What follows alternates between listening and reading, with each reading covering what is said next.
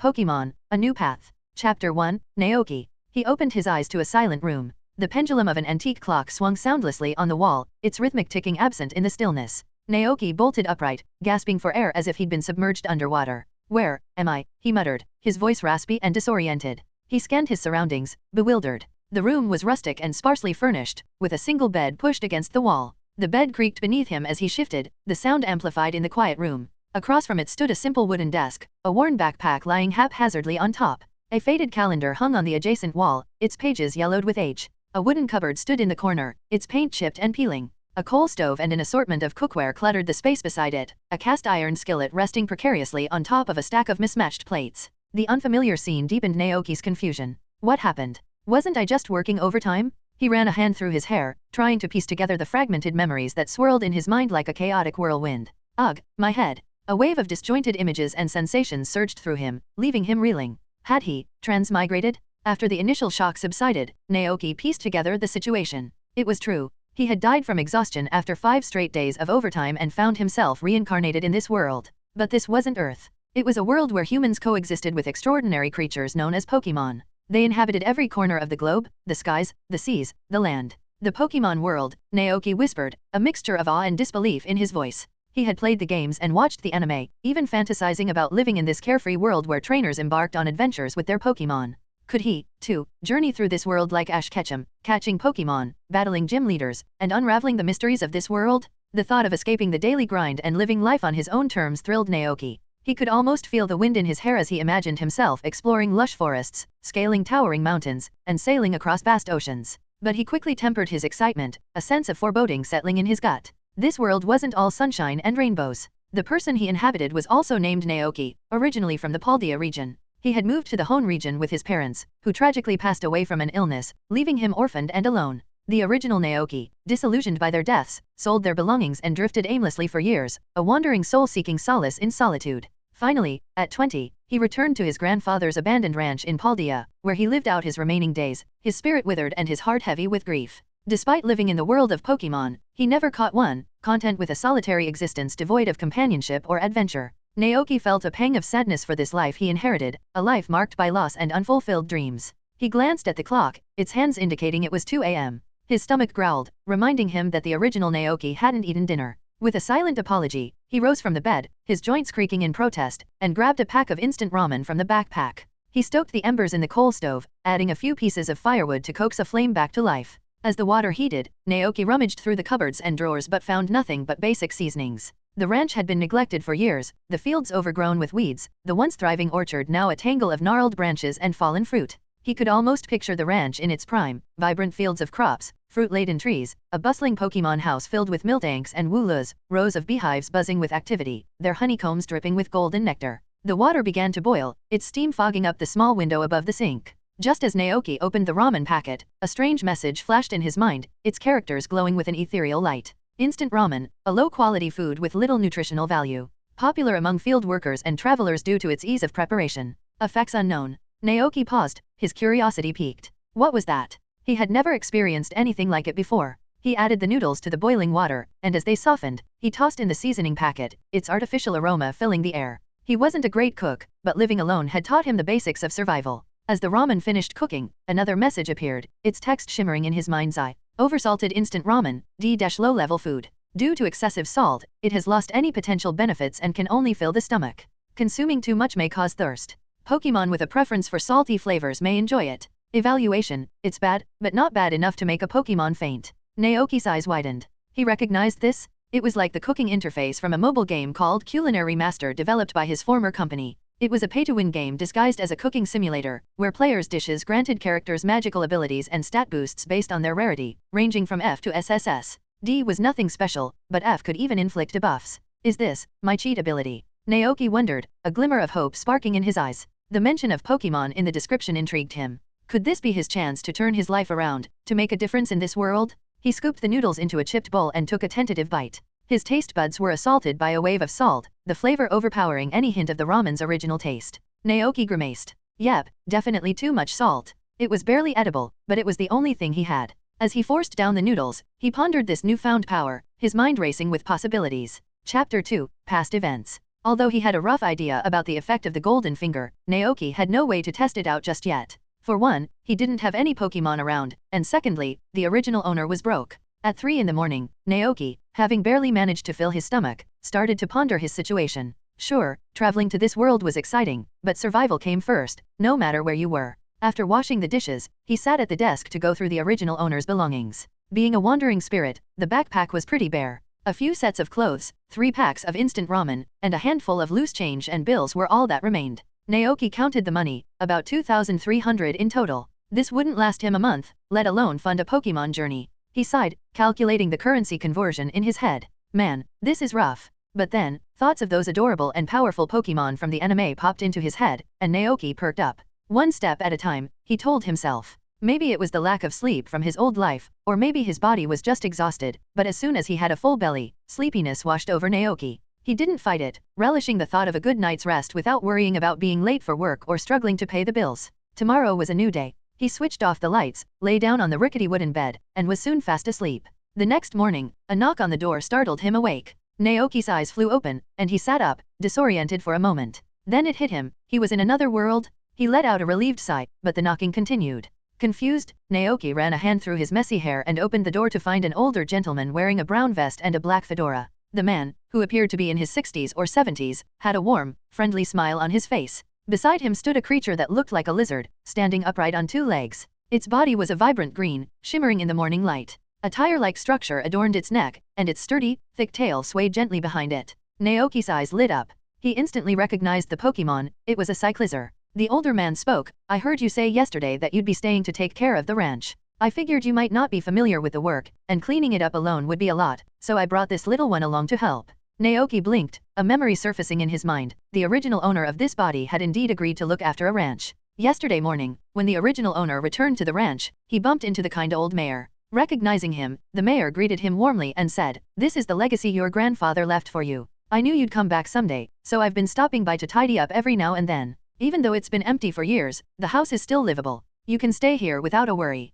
The original owner thanked him politely. The old mayor smiled and said, "Your grandfather and I were friends in our youth, and I even held you in my arms when you were a baby. This is what your grandfather asked of me before he passed away, to make sure you inherited the ranch." Naoki thought to himself, the mayor must think I came back to run the ranch. With this realization, the current situation made sense, but he was still puzzled about the Cyclizar standing beside the mayor. Looking at the tall, thin young man before him, the mayor couldn't help but feel a pang of sorrow and regret. What a poor child. All his relatives are gone, and he's all alone in this world. After seeing his condition yesterday, the mayor had returned home and brought his Cyclizar companion along. One reason was to provide company for the lonely young man, and the other was to have Cyclizar help him manage the ranch. The mayor sighed inwardly and asked gently, "Would you be willing to take care of him?" Naoki was taken aback for a moment before understanding the mayor's intention. He looked at the Cyclizar, who stared back with innocent curiosity. Cyclizar, a dual-type normal and dragon Pokemon, had lived alongside the people of the Paldea region since ancient times. With their gentle nature and sensitivity to cold, they often sought warmth from human body heat by letting people ride on their backs. In this way, Cyclizar also served as a mode of transportation in this particular region. Naoki couldn't find a reason to refuse. After all, he wanted a Pokemon of his own, too. It seemed unlikely that he'd get a starter Pokemon from a local professor and embark on a journey like Ash did in the anime. He didn't have any Pokeballs and couldn't exactly catch wild Pokemon with his bare hands. "Thank you," Naoki said. "I'll take good care of him." Relieved, the mayor beamed. "In that case, I'll leave him in your care. Oh, by the way, it's your first day at the ranch, so you might not be familiar with the work here, right?" Having been accustomed to the 996 work culture in his previous life, Naoki felt a bit out of his depth. "Yeah," he admitted. At that moment, the question that had been on his mind the night before was answered. He had nowhere else to go, and his only knowledge of this world came from the anime he watched and the games he played. Given his current circumstances, staying put seemed like the best course of action. At least he had shelter from the wind and rain. The old mayor smiled and said, "Well then, allow me to show you around the ranch. But if I remember correctly, you left Paldea when you were 10 and moved to Hone, right?" "Yes," Naoki replied. The mayor sighed. 10 years have flown by. How time flies. The once prosperous and bustling scenes of the past were still fresh in his mind, but now, all that remained was a deserted and dilapidated ranch. The farmland was overrun with weeds and rocks, and the Pokemon house had been ravaged by time, leaving only a skeletal frame. As they walked through the ranch, the Cyclizar followed obediently, observing the young man with curiosity. Naoki focused on absorbing the mayor's words and didn't notice Cyclizar's attention. Since he had decided to stay and take care of the ranch, he was eager to learn. The mayor's eyes were filled with nostalgia. Everywhere he looked, memories of the past flooded back. The land in front of us is the ranch's farmland. A long time ago, all sorts of crops grew here. In the autumn, the fields would be overflowing with fruit. That house is where the rancher lives. The big box next to it is a shipping container. The daily harvest of crops and moo milk can be stored in it. There's a valley east of the ranch where mostly small, docile Pokemon live. You can go there to gather mountain goods and berries, and then put the things you don't need in the shipping container. Every afternoon at 5 o'clock, someone from town comes to collect the items in the containers and pay you for them. The collected goods are then sent to Mesagoza Market by a special courier for sale. When your business thrives in the future, there will be special vehicles coming to transport goods. They'll take the ranch's products to all corners of the Paldea region and sell them to various people. Naoki thought to himself, this sounds like a Pokemon version of Harvest Moon. Fortunately, he had played farming games before and was familiar with the concept, so he quickly grasped the idea. His eye caught an abandoned building surrounded by several large trees and overgrown weeds. What's that? He asked curiously. The mayor glanced over with a hint of regret in his eyes. That's the Pokemon shed on the ranch. Your grandfather once imported over a dozen Moltank from the Johto region and kept them there. He frowned and continued, after he passed away, your parents sold those Moltank, and this Pokemon shed gradually fell into disrepair. But don't worry. Once you get settled, you can go to the carpentry shop and ask them to help you expand your house and repair the shed. Oh, and by the way, I've placed all the tools you might need for the ranch there for you. The old mayor pointed to the utility room behind the house and explained, an axe for chopping wood, a hammer for breaking rocks, a hoe for tilling the land, a watering can, a sickle for cutting grass, and a few bags of crop seeds suitable for spring planting. In short, this ranch is all yours. I hope you will take good care of it and restore this place to its former glory. Your grandfather would be so happy if you could achieve that. Naoki paused for a moment, then nodded. I'll do my best. Hearing his response, the mayor smiled. In that case, I won't keep you any longer. I'll leave Cyclizar in your care. He's very strong and will definitely be a great help around the ranch. The Cyclizar chirped happily, grew. The mayor smiled and turned to leave, but before he had taken more than a few steps, he turned back around. Oh, one more thing. Naoki urged him, go ahead. The mayor continued, you can keep the wood and stones you gather with the axe. When you have enough money, you can take them to the carpentry shop and have them help you expand your house and the Pokemon shed. That way, you can save a lot of money on materials. Naoki made a mental note of this helpful tip. The mayor then waved from a distance, saying, I live in Mesagoza. If you have any problems, feel free to come to me. Cyclizar knows the way, so you can ride him there directly. Okay, Naoki nodded. With that, the mayor departed. In the 198th year of the Alliance calendar, spring had just arrived in the Paldea region, and the temperature was still a bit chilly. Naoki and Cyclizar stood at the door of the cabin, watching the old mayor's figure gradually disappear into the distance. Only after he was out of sight did Naoki turn to look at the sleek Cyclizar beside him. Even though he was new to this world, he could tell from the Cyclizar's appearance and demeanor that it was healthy and well cared for. Thinking of the magical nature of Pokemon, Naoki's curiosity got the better of him. Cyclizar, he asked. Grew. The Cyclizar tilted its head and looked back. Clearly, it understood its name. Naoki continued, can you understand what I'm saying? If you can, just nod your head. Grew. As expected, the Cyclizar nodded obediently. Just like in the anime, Pokemon could understand human language. Naoki's heart swelled with excitement. According to the lore, Pokemon were extraordinary creatures whose intelligence and emotions far surpassed those of ordinary animals. Some Pokemon even rivaled humans in their intellect and emotional capacity. Gazing at Cyclizar's shiny skin, Naoki couldn't resist reaching out to touch it. It felt different from what he had imagined, not like a real lizard but more like leather, much like a motorcycle's exterior. The Cyclizar didn't seem to mind his touch at all. In fact, it closed its eyes contentedly, looking quite pleased. Naoki mimicked Ash from the anime and said to Cyclizar, Cyclizar, please take care of me. From now on. Grew. After saying that, Naoki found himself at a loss for words. He withdrew his hand, and his stomach rumbled. The sound caught Cyclizar's attention, and its eyes drifted towards Naoki's belly. Feeling a bit embarrassed, Naoki asked, have you eaten? I'm about to make some food. Want to join me? Grew. Even though Cyclizar had already eaten breakfast, it seemed delighted by the invitation from its new owner. It nodded and followed Naoki back into the cabin. Looking around at the wooden dwelling, Naoki felt a strange sense of belonging. This was his home now. He took a deep breath. After years of toiling away in the 996 grind, it would be nice to live a peaceful life. As a farmer, ranch life might be tiring, but at least he'd be working for himself. A new chapter was beginning. Naoki glanced at the Cyclizar beside him. Speak of the devil, he thought. Last night, he was wondering if he had any Pokemon to test his cheat code on, and this morning, he had a Cyclizar. All right then, it's you, he declared. Naoki put a pot of water on the stove to boil, preparing to cook some instant ramen. He was eager to see the effects of his cheat code and whether it could provide Pokemon with all sorts of magical benefits, just like in the games. Chapter 3, Hot Ramen. As a simple staple, clear noodle soup was a breeze to make. Bring water to a boil, add the instant ramen noodles, and let them simmer. If ingredients are allowed, Naoki would normally add chopped scallions and a dollop of lard, allowing the noodles to soak up the broth before serving them in a bowl. The green onions would float on top, adding a splash of color to the dish and making it more appetizing. Finally, a drizzle of sesame oil and a soft-boiled egg would complete the meal. Just the thought of it made Naoki's mouth water. However, back in reality, all he had were basic seasonings. With a silent sigh, Naoki learned from yesterday's experience and added an appropriate amount of salt and chicken bouillon to the pot. Soon, a simple noodle soup was ready. As he filled 2 bowls, a prompt appeared in his mind with information about the dish. Instant ramen, a low-level dish. Its taste is somewhat lacking due to the absence of key ingredients, but it's a good choice to warm the body and soul on a cold day. Cooking effect, cold resistance level 1, provides resistance to cold temperatures. After consumption, the body will feel warm for 30 minutes. Comment, despite the low quality of the ingredients, skillful cooking techniques have enhanced the flavor. When the player becomes wealthy and can cook master-level dishes, they may look back on this with nostalgia. Naoki was speechless. Meanwhile, the cyclizer beside him sniffed the air. Grew. Naoki looked at it, then placed the 2 bowls of noodles on the table and beckoned to the cyclizer. Want to try some? Grew. The cyclizer frowned hesitantly. To be honest, it didn't really like the taste of ramen. Moreover, the bowl contained nothing but plain noodles. Judging by its appearance, it didn't seem very appetizing. Naoki understood immediately. He sighed inwardly, not wanting to force the cyclizer, and said, "It's okay, you don't have to eat it if you don't want to."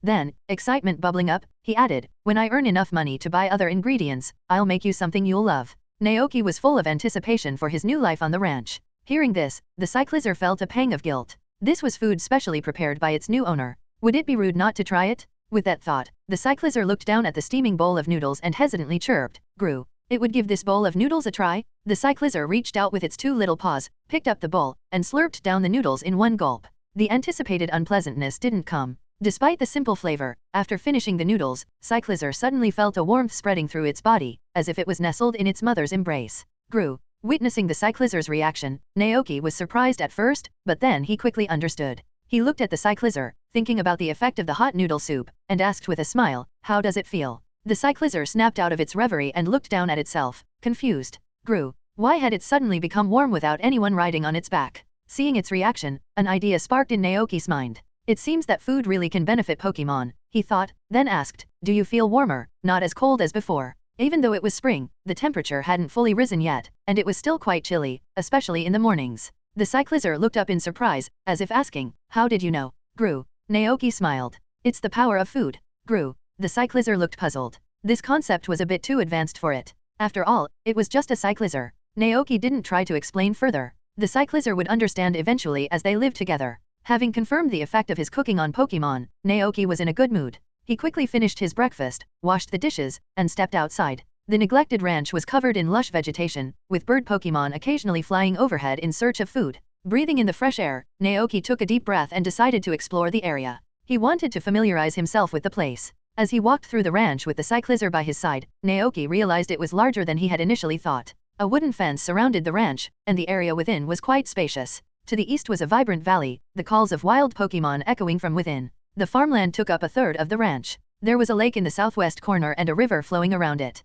A wooden bridge spanned the river, connecting the ranch to the other side. Naoki stood on the bridge, looking at the rotting and broken wooden fence along the riverbank, realizing that he had a lot of work ahead of him. Clearing weeds, removing rocks, chopping down unwanted trees, and tilling the fields in preparation for planting, these were the tasks that lay ahead. As for the Pokemon shed where the Miltank used to be kept, Naoki wasn't planning on fixing it up just yet. There wasn't enough wood, and he was short on funds. After all, rebuilding the shed and purchasing Pokemon like Miltank would require a substantial investment. Standing in front of the lake at the edge of the farmland, Naoki squatted down and assessed its size and depth. Raising fish here would be a great idea, he thought. According to the original owner's memories, in addition to Pokemon, there were also ordinary animals in this world. However, Naoki preferred to raise water-type Pokemon instead of regular fish. Pokemon like Magikarp, Goldeen, Finian, and Palpitoad. Or, to be a bit more daring, Gyarados, Milotic, Vaporeon, and Ludicolo. Although these fish weren't edible, as a collector at heart, Naoki would be satisfied just keeping them here and watching them thrive. Naoki mentally ticked off all the tasks he needed to accomplish, realizing that it would be a long journey ahead. The ranch management games he had played before flashed through his mind, and Naoki couldn't help but chuckle wryly.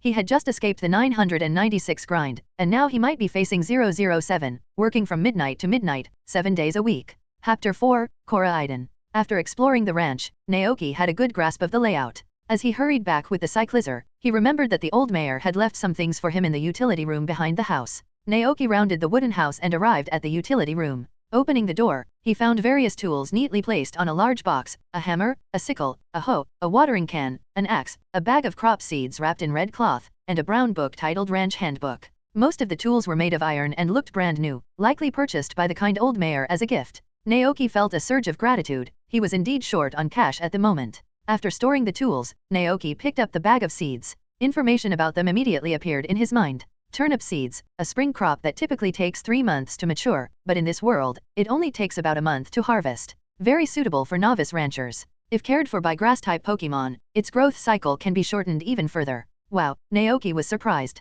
It grows that fast. He searched his memories for information and eventually found something relevant. The world was like this: crops grew quickly and had short cycles. This was why food shortages were rare here. No wonder the Pokemon world feels like a utopia. Naoki thought to himself. Humans didn't have to worry about food, and the existence of Pokemon greatly increased productivity, allowing young people to travel freely and pursue their dreams. However, Naoki also learned from the original owner's memories that not all crops grew so rapidly. Some had extremely long growth cycles and only matured once a season. Naoki nodded silently, then picked up the book and opened it to the first page. It contained information on how to plant and cultivate crops. Each page featured a different crop, with detailed instructions on soil preparation, planting times, fertilization, watering cycles, and more. After flipping through it a few times, Naoki carefully put the book away and left the utility room with the cyclizer. Opposite the utility room was a cave. Naoki ventured inside and found that the space within wasn't very large. From the original owner's childhood memories, he learned that this cave served 2 main purposes. One was to grow mushrooms. The dark and humid environment was perfect for mushroom cultivation. The other was to house Woobit. The Woobit raised here would go out after sunset, foraging for food and bringing back various berries and fruits for the rancher. This incredible Pokemon was a natural gourmand. It could emit 200,000 Hz ultrasound from its ears to locate ripe fruit to satisfy its hunger. It would then use ultrasound waves to knock down the fruit, carefully selecting only the ripest ones to eat. Interesting, Naoki thought. After understanding the purpose of the cave, Naoki didn't linger. He returned to the front with his tools, surveyed the wheat-infested farmland, and prepared to start small, clearing a patch to plant turnips. Seeing his actions, the cyclizer eagerly volunteered to help. Chirping, grew. It swung its tail, and with a powerful thud, a rock shattered as if struck by a sledgehammer. Naoki was dumbfounded. He looked down at the hammer in his hand and the rock he had struggled to break, momentarily speechless. The cyclizer seemed delighted to be useful. Naoki sighed with a mix of amusement and relief. All right then, let's work together. Grew. Meanwhile, in the central Paldea region,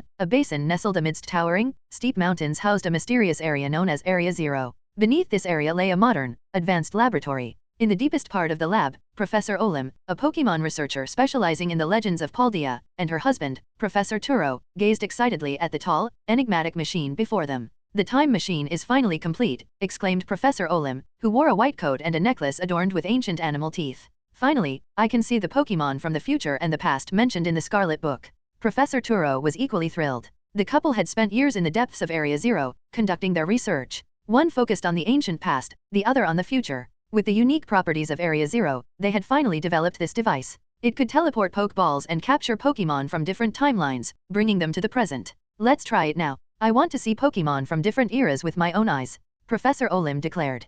Professor Turo nodded, a hint of tenderness crossing his face as he asked, "Isn't Arvin's 8th birthday coming up soon?" Perfect timing. Olim hummed. This time I can bring back Pokemon from various eras for Arvin to befriend. Let's get started. Turo echoed his wife's enthusiasm. He took a deep breath, imagining Arvin's reaction to seeing those Pokemon. The child had always loved Pokemon. If he saw Pokemon from the future and the past, he would surely be overjoyed, right? Parents couldn't help but love their children. Come to think of it, they hadn't been back to spend time with Arvin in a while. This was a good opportunity to return home and take some time off to be with their son. Lost in thought, Professor Turo and his wife activated the time machine using an ID code. Buzz. With a strange hum, the time machine silently sprang to life. The space around the laboratory warped and twisted. The walls shimmered like mirrors, emitting rhythmic red and purple lights. The two professors stared intently at the machine, both excited and nervous. Soon, the rhythmic hum slowed down. Then, a dazzling red light flashed from the center of the time machine. Tension filled the air. As the light faded, a Pokemon they had never seen before materialized beneath the machine. It was a mysterious Pokemon, tall and robust, standing on 2 legs. Its body was scarlet, with white markings on its face, abdomen, thick legs, and tail. A thin, Long tendril resembling a dragon's whisker extended from its head, with a cluster of bright blue-purple feathers beneath it, giving it a domineering and flamboyant appearance. Its golden eyes glared fiercely at the two humans before it. Success? Professor Olim and Professor Turo were relieved to see the Pokemon.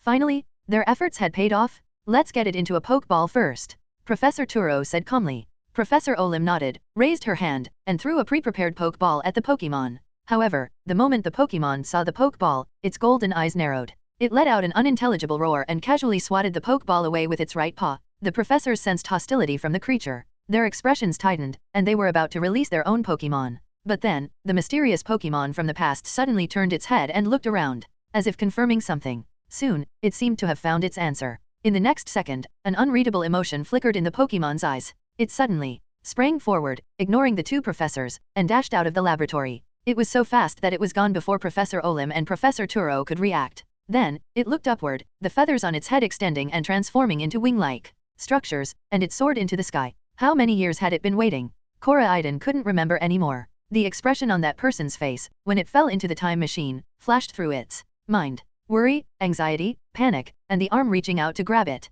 That day, it was still a Cyclizar. That day, it had fallen into a time machine and traveled back to ancient times. There, it was, transformed by an unknown force into its current form. Chapter 5, A Lucky Find in the Forest. By noon, Naoki and Cyclizar had cleared a small patch of land for planting and moved the chopped wood and stones into the utility room for storage. Gru. After a busy morning, Cyclizar's stomach started rumbling. It looked down and said, Gru, hungry. Naoki smiled. Just a minute, I'll make lunch. The Cyclizar's face brightened. Gru. They washed their hands in the outdoor sink and went back inside. Cyclizar sat under the eaves to enjoy the cool breeze while Naoki gathered ingredients and started cooking. Lunch was instant ramen again, but this time Naoki added some wild leeks he found on the ranch to enhance the flavor. Practice makes perfect, and in just a few minutes, a steaming bowl was ready. After pouring the noodles into a bowl, Naoki noticed that the grade of the instant ramen had changed from C to C, and the cold resistance buff duration had increased by 5 minutes. So the ingredients do affect the dish's rating, he mused. He picked up the bowl and placed it in front of the Cyclizar, who was already waiting at the table. Cyclizar looked down and saw the same plain noodles as before. A pitiful expression immediately appeared on its face. Gru. Impoverished Naoki could only sigh. He thought of the little money left by the original owner and said reassuringly, just be patient. I'll take you to town to buy some delicious food this afternoon. Gru. Luckily, Cyclizar didn't seem to mind Naoki's lack of funds. It was a simple and optimistic creature, and hearing Naoki's promise, it immediately perked up, looking forward to the evening's treats. Watching Cyclizar slurp up the noodles, Naoki began to eat his own bowl with a worried expression. The remaining money will be gone soon after buying food. The land is just tilled, and the seeds can only be planted tomorrow. It'll take a month for them to mature. The weed-infested farmland had been hard and unsuitable for crop growth. This morning, Naoki had turned the soil and watered it to loosen it up. Although he didn't have any fertilizer, turnips were fortunately not picky about soil quality. I need to find another way to make money until the turnips are harvested. Naoki fell into deep thought. Ways to make money. He thought back to his ranch management game days. One option was fishing, and another was to gather mushrooms and fruits in the back mountains to get through the early stages of the game.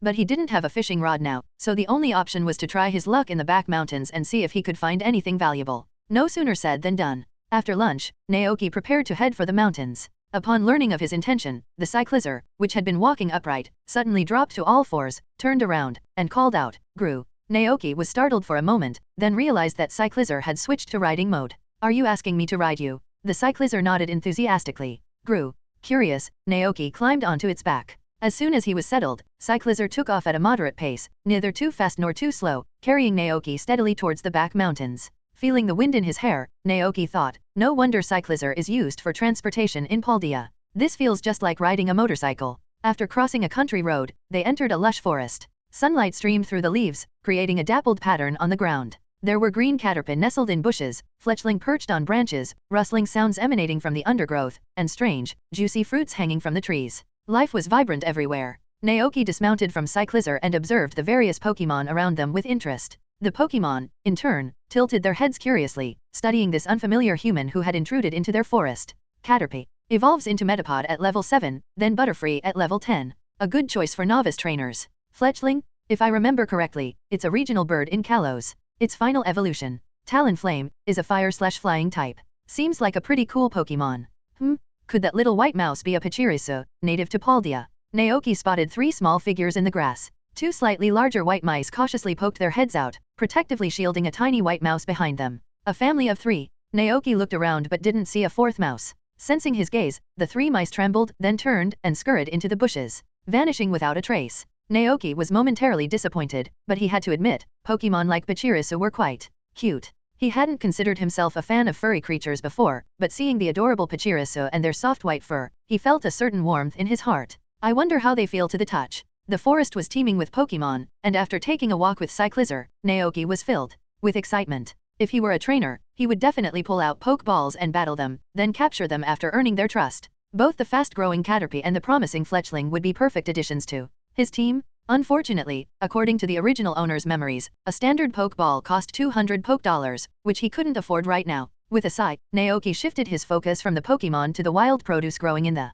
forest. He walked over to a fruit-laden tree and reached out to pluck one. As he examined the fruit, information about it appeared in his mind. Pecha berry, a magical fruit that can cure poisoning. It has a sweet taste and can be used to make jam, puffins, and fruit cakes. It can also be added to yogurt to make fruit yogurt. Its unique flavor is loved by many Pokemon. Pecha berry? Naoki picked the berry and held it up to his nose, taking in its faint peach-like scent. He offered it to Cyclizar. Want to eat it? The Cyclizar took a look, then opened its mouth wide and swallowed the Pecha berry in one gulp. Grew. It seemed to taste pretty good. It looks like berries are a staple food for Pokemon, just like in the anime, Naoki thought, nodding to himself. He picked a few more Pecha berries from the tree, intending to take them back to the ranch. However, he only took a small portion. If berries were food for Pokemon, then other Pokemon in this forest also needed them. If he took all the Pecha berries, many Pokemon would likely go hungry. After gathering the Pecha berries, Naoki and Cyclizar ventured deeper into the forest. The forest was vast, and perhaps they were heading in the wrong direction, but along the way, Naoki didn't encounter any other fruit-bearing trees. Time passed unnoticed until it was evening. Tired from walking, Naoki sat down to rest under a large tree, glancing at the sky and deciding it was time to head back. Just then, the Cyclizar's nose twitched. What's wrong? Naoki asked, turning to look. Grew. The Cyclizar turned its head, sniffing the air as if trying to pinpoint a direction. After a moment, it seemed to have located something. It stood up and pointed in one direction. Naoki followed its gaze to a patch of bare ground, confused at first, but then he noticed something odd. The grass in a circular area around the base of a tree had withered. Grew. The Cyclizar pointed excitedly in that direction. Intrigued, Naoki stood up and walked over with Cyclizar to investigate the strange area. He brushed aside the fallen leaves and yellowed grass to reveal a pitch-black object underneath. At that moment, a peculiar scent wafted into Naoki's nostrils. It was a unique smell, difficult to describe in words. He wondered what it could be, but the next second, information about the object appeared in his mind. Black truffle, a premium ingredient of the highest quality. It is a rare delicacy. It can be made into black truffle steamed eggs or cream soup with butter. Although it doesn't have any special effects on its own, it can significantly enhance the effect of cooking. Chapter 6, Money. Black truffle. Perhaps due to his financial struggles, Naoki's first thought upon seeing it was, this thing must be worth a lot, right? But then, he noticed the buff effect. Although it doesn't have any beneficial effects, it can significantly enhance the effect of cooking. What was this? Some kind of advanced ingredient? Naoki could vaguely understand its value based on his experience with similar ingredients in games from his previous life. In those games, adding such ingredients to dishes not only increased the level of effects from LV1 to LV3 but also had the potential to turn temporary buffs into permanent ones. This made black truffles incredibly valuable. This was a good find. Naoki carefully unearthed the entire black truffle. Seeing his actions, the Cyclizar laid down beside him, holding its breath. Only after the palm-sized truffle was safely tucked into Naoki's backpack did it look up and ask curiously, Grew. This is great stuff that can improve our quality of life. Naoki explained to the Cyclizar with a smile. He weighed it in his hand and estimated the black truffle to be about 1 kilogram. As a layman, he didn't know the exact price of black truffles, but judging by its size and quality, he could tell it wouldn't be cheap. Glancing at the sky, Naoki saw that it was getting late, so he hopped onto the Cyclizar and let it carry him back to the ranch. At 5 o'clock in the afternoon, Naoki had just returned to the ranch and was about to pour himself a glass of water when he heard a whistle from outside. Ding ding ding. He walked out the door and saw a van with a Wave logo pulling up. The driver, a burly man with muscular arms and a buzz cut, leaned out the window and said enthusiastically, You must be Naoki, the new owner of this ranch? Mayor Clavel told me about you. I'm Zach from Mesagoza Market, and I'm responsible for purchasing goods from nearby ranches. Pleased to meet you. Hello, Mr. Zach, Naoki greeted politely. Zach turned off the engine and jumped out of the van. He looked around and noticed the freshly tilled farmland. Grinning, he said, Looks like you've got the hang of ranch life. Got anything to sell? Zach was just making casual conversation. He knew a novice rancher wouldn't have mature crops, wool, or milk to sell yet. After all, developing a ranch took time. But the next second, he saw the new ranch owner pull out a large, black object. Zach, with his extensive knowledge, instantly recognized it. His eyes widened in surprise. A black truffle? Wow, this size is incredibly rare. Where did you find it? The back mountains, Naoki replied. Can I sell it? Zach nodded eagerly. Of course. This thing fetches a high price. Normal quality black truffles go for about 5,000 poke dollars per kilogram. The quality and size of the one you have are top-notch. This kind of black truffle is hard to come by in the market, and the price is around 15,000 poke dollars per kilogram. Its unique taste was sought after by many, especially the upper class among the wealthy and aristocratic families. They weren't short on money. 15,000 poke dollars per kilogram? Naoki did the math. In other words, the black truffle in his hand was worth a total of 30,000 poke dollars? Naoki was tempted by the price. Should he sell it? This level of rare ingredient could greatly enhance the effects of Pokemon food when cooked.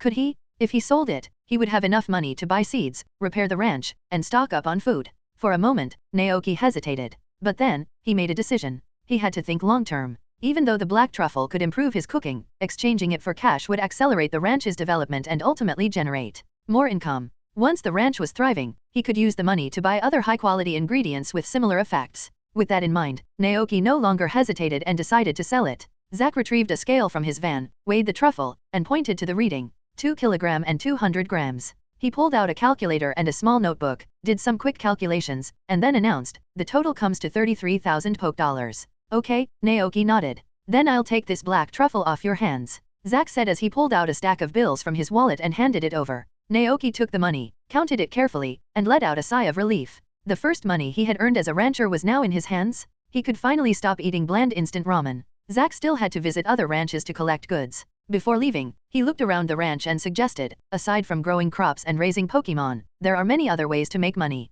Haven't you been to Cascarafa yet? If you go there, remember to buy a fishing rod from the general store. While your crops are growing, you can earn some money by fishing. But don't worry too much. It's tough at the beginning, but it gets much easier in the summer. Then, besides growing regular crops, you can also cultivate leppa berries to make juice. Berry juice with that farm-fresh flavor is very popular in big cities. Leppa berries? Naoki raised an eyebrow at the familiar name. However, he wasn't thinking about brewing juice. Instead, he wondered if the berry juice he made might have some strange effects, like his cooking. Naoki nodded, keeping his thoughts to himself, and said to Zach, I'll keep that in mind. Thank you very much. Zach smiled cheerfully. Good luck. After seeing Zach off, Naoki returned to the cabin and eyed the small piece of black truffle left on the table, a fragment that had broken off while he was digging it up. Black truffles are so valuable. I wonder if training a Diglett could help uncover more hidden underground. Naoki mused. He decided to keep this small piece, saving it to enhance a future dish when the time was right. As for now, looking at the thick stack of poke dollars in his hand, Naoki's spirits soared.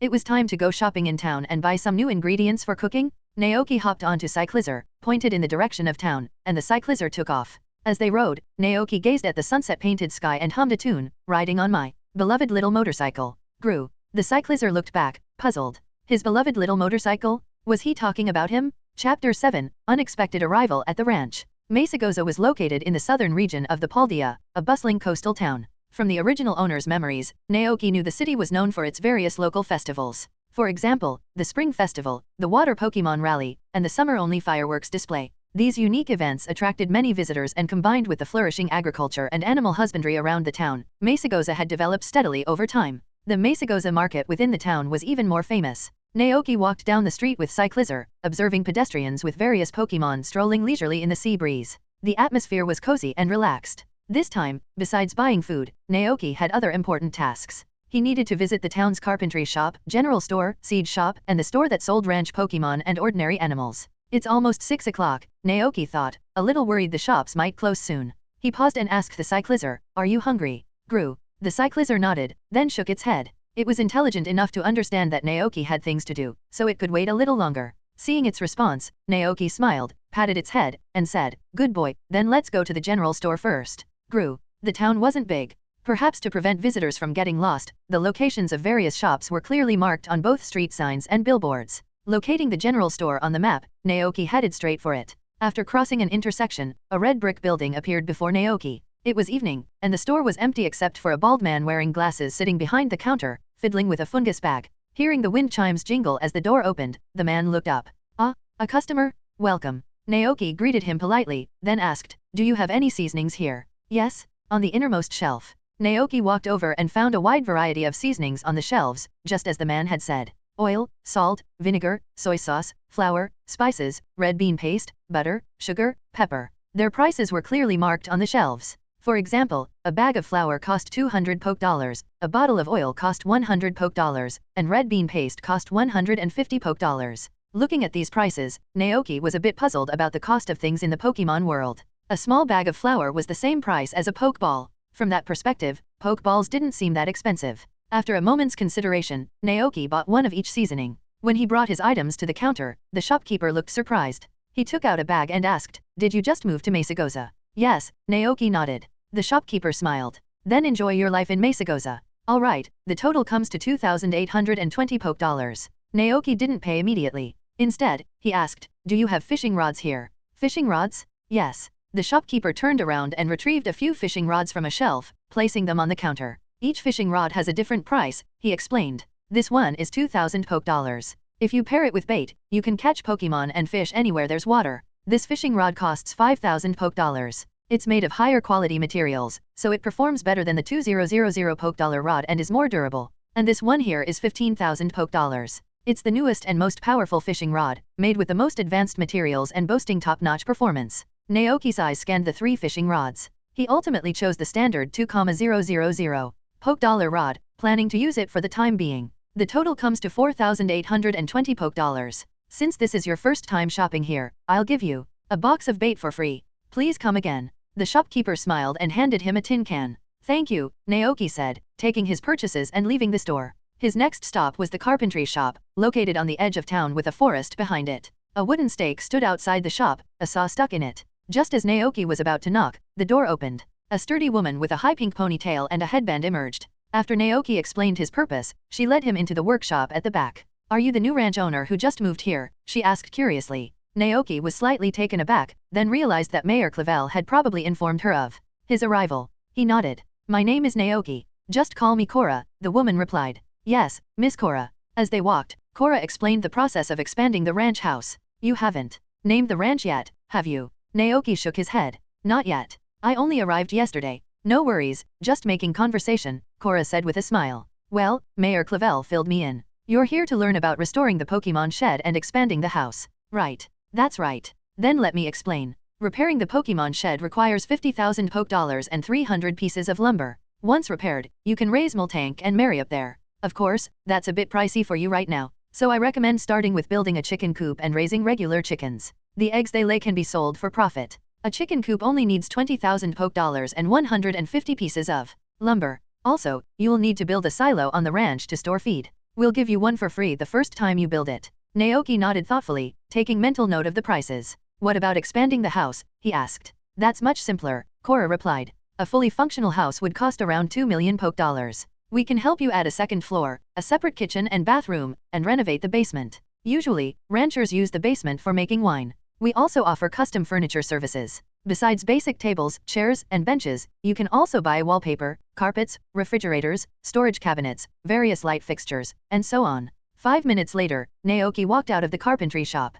Calculating the remaining money, he realized he still had a long way to go. "This feels even busier than my 996 job." He sighed, then envisioned the day when the ranch would be restored to its former glory. A look of anticipation appeared on his face. By then, he could relax and enjoy the leisurely life of a rancher. Since the Pokemon shed wasn't a priority at the moment, there was no need to visit the shop that sold ranch Pokemon just yet. Riding Cyclizar, Naoki headed to his final destination, the seed shop. The seed shop owner was a middle-aged man with brown hair and a slightly plump figure, wearing a brown coat. When Naoki arrived, the man was having dinner with his wife and daughter. Seeing a customer, the owner immediately stood up and greeted him. "Welcome, take a look around and see what seeds you'd like to buy." Naoki wasn't sure what to get since he only had a bag of turnip seeds given by the mayor. Following the owner's lead, he saw a vast array of seeds in containers. Potatoes, turnips, garlic, strawberries, cabbage, cucumbers, radishes, tomatoes, grass, and even seeds for fruit trees like peaches and oranges. Naoki was dazzled by the variety. The seed shop owner explained, "These are crops and fruit trees suitable for spring planting. They're easy to grow after cultivation. As long as you water and fertilize them on time, they'll grow big and healthy." Naoki nodded silently. The seeds in this world were different from those in the Harvest Moon and Stardew Valley games he had played. There were many seeds in each packet here, enough to plant a large area, unlike in the games where one packet only covered one tile of land. After some thought, Naoki decided to buy a packet of each seed, including those for the fruit trees. The seed prices varied. The basic turnips were only 60 poke dollars per packet, while strawberries, cucumbers, and the like cost 120 or 150 per packet. Altogether, the seeds came to 1,370 poke dollars. As a result, he only had 27,000 poke dollars left from selling the black truffle. After packing up the seeds, Naoki left the store with Cyclizer. It was getting dark outside. Naoki looked up at the starry sky, took a deep breath, and said, "All right, let's go grab some dinner." Grew. The Cyclizer looked a little downcast. Naoki smiled and patted its head, then led it into a restaurant. After a long day, he planned to eat out tonight. The waiter handed him the menu, which included both human food and dishes specifically for Pokemon. A Pokemon like Cyclizer probably preferred meat, right? Thinking of this, Naoki ordered a meat dish for Cyclizer and a fruit platter as a reward for its hard work today. Soon, the food arrived at their table. Watching Cyclizer eat with gusto, Naoki felt a warm glow in his heart. Pokemon were so innocent and adorable. He looked down at the fragrant vegetable stew and corn soup in front of him, and there, information popped up in his mind. As expected, these dishes didn't have any special abilities that could enhance Pokemon. Naoki was sure of it now. It seems only the food I cook has that kind of power. After dinner, Naoki went back to the general store to buy ingredients for the next few days. Since he didn't have a refrigerator at home, he only bought enough for 3 days. The temperature was still cool this time of year, so the food wouldn't spoil easily if left indoors. Naoki carried his bags of groceries and climbed back onto Cyclizer. In the darkness, the man and Pokemon headed home. The night air was chilly, and the wind felt cold against his skin. Cyclizer was sensitive to the cold, but Naoki, riding on its back, felt warm, which helped to ward off the chill. At that moment, Cyclizer suddenly craved another bowl of Naoki's hot noodle soup. Cyclizer was fast, and they returned to the ranch in less than 30 minutes. The ranch was pitch black at night. Naoki had anticipated this and brought a flashlight with him. He fumbled for it in the dark, but before he could find it, he heard a loud bang. The sound was deafening, accompanied by the cracking of trees. It was as if something had fallen from the sky, crashing into the ranch and knocking down a group of trees. Startled, Naoki finally located the flashlight and quickly shone it towards the sound. Soon, he saw a strange, dark figure in his farmland. Naoki froze, and Cyclizer beside him rose from its riding position, looking warily in the same direction. It sensed an unusual presence. The flashlight beam illuminated the dark figure, which lay motionless on the ground, seemingly unconscious. With the help of the light, Naoki finally made out the figure's true form. A scarlet body, a thick tail, flamboyant dragon whiskers, and an airbag on its chest that resembled a motorcycle tire. It was. Naoki was stunned. Chapter 8, Korra Iden, God of the Past. Inside the lit cabin, Naoki and Cyclizer stared at the Pokemon they had dragged in from the field. With a single glance, Naoki recognized the Pokemon. The guardian deity of paradise, the winged king, the ancient god. These were the names associated with this Pokemon. Originally nameless, it was dubbed Korra Iden by the doctor who discovered it after it was summoned to this era. That's right, Korra Iden. One of the legendary Pokemon from the game Pokemon Scarlet. According to legend, it could split the earth with its fists. There was no information about its ecology in the world yet, but some people believed it to be the ancient ancestor of Pokemon like Cyclizer. Although similar in appearance to Cyclizer, Korra Iden was known for its tenacious and violent nature. Naoki looked at Korra Iden, then at Cyclizer, and noticed the similarities in their appearance and skeletal structure. So, the question was, how did Korra Iden end up here? Naoki fell into deep thought. He was recalling information about Korra Iden from the game. Summoned by Professor Olim through a time machine, it fled Area Zero after losing a territorial battle with another Korra Iden. It eventually collapsed from exhaustion on a beach in southern Paldea and was found by the game's protagonist. So, what's the situation now? Naoki was confused. He looked at the innocent-looking Cyclizer across from him, then down at Korra Iden. Suddenly, Korra Iden's closed eyes snapped open, its golden pupils filled with a ferocious aura, locking onto the human in front of it. Naoki was shocked. But then, the violent aura vanished, though Korra Iden continued to stare at him. Naoki tilted his head in confusion. Grew. Cyclizer tilted its head as well. Hearing the third party's call, Korra Iden's expression changed slightly. Upon seeing Cyclizer clearly, disbelief flashed in Korra Iden's eyes, then a flicker of understanding. Memories flooded back. A long time ago, when it was still a Cyclizer, it had also encountered a Korra Iden one night. Today was just like that day. However, back then, it was in the same position as the Cyclizer opposite it. It looked at the Cyclizer, slightly frightened by its aura, and suddenly realized what had happened to the Korra Iden it met when it was a Cyclizer. That was itself. It had fallen through a time warp, spending 10,000 years in a distant epoch. Finally recalled, it had arrived in an even earlier time period. The Cyclizer's eyes were fixed on Korra Iden, a tense energy crackling between them. Naoki, sensing the potential danger, quickly stepped in front of Cyclizer, shielding it from Korra Iden's gaze. "Hey there," he said, forcing a friendly tone, "are you alright? I saw you fall from the sky, so I brought you back to my place." It was best to tread carefully with this strange, seemingly aggressive Pokemon. Koraiden's gaze shifted to Naoki, its eyes narrowing. A complex mix of emotions flickered across its face: disappointment, resentment, a tinge of jealousy. This cyclizer was its past self, a reminder of a time before its evolution, before its journey through time and space. Naoki silently observed Koraiden, his own heart pounding with a mixture of fear and curiosity. He mirrored Koraiden's stillness, hoping to avoid provoking it. Suddenly, a loud growl erupted from Koraiden's stomach, shattering the tense silence. Naoki blinked, a wry smile tugging at his lips. He and Cyclizer had already eaten, but it seemed their unexpected guest was famished. "Are you hungry?" Naoki ventured. "I have some food here. Would you like some?" Koraiden's demeanor changed instantly, its aggressive posture softening. It nodded eagerly, its earlier ferocity replaced by a childlike eagerness for sustenance. Naoki couldn't help but chuckle inwardly at the Pokemon's sudden change of heart. He stood up, beckoning Cyclizer to follow him to the cupboard. There, he retrieved a fresh piece of pork belly he had purchased earlier that day. Pork belly, with its perfect balance of lean and fatty meat, was ideal for hardy Pokemon like Koraiden.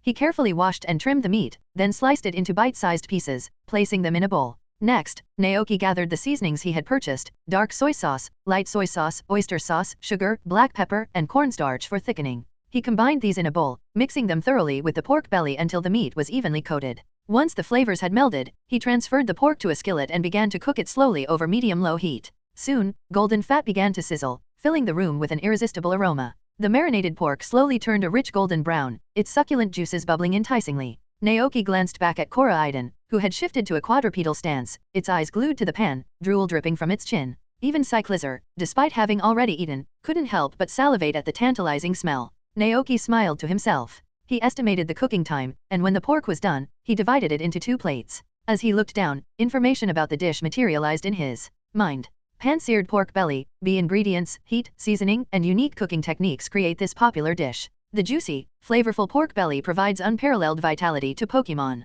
Cooking effects: major physical recovery, major strength increase, minor experience and insight gain for Pokemon. Duration: 60 minutes. Comment: fresh ingredients and excellent cooking skills combine to create this delicious pan-seared pork belly, perfect for Pokemon who crave power.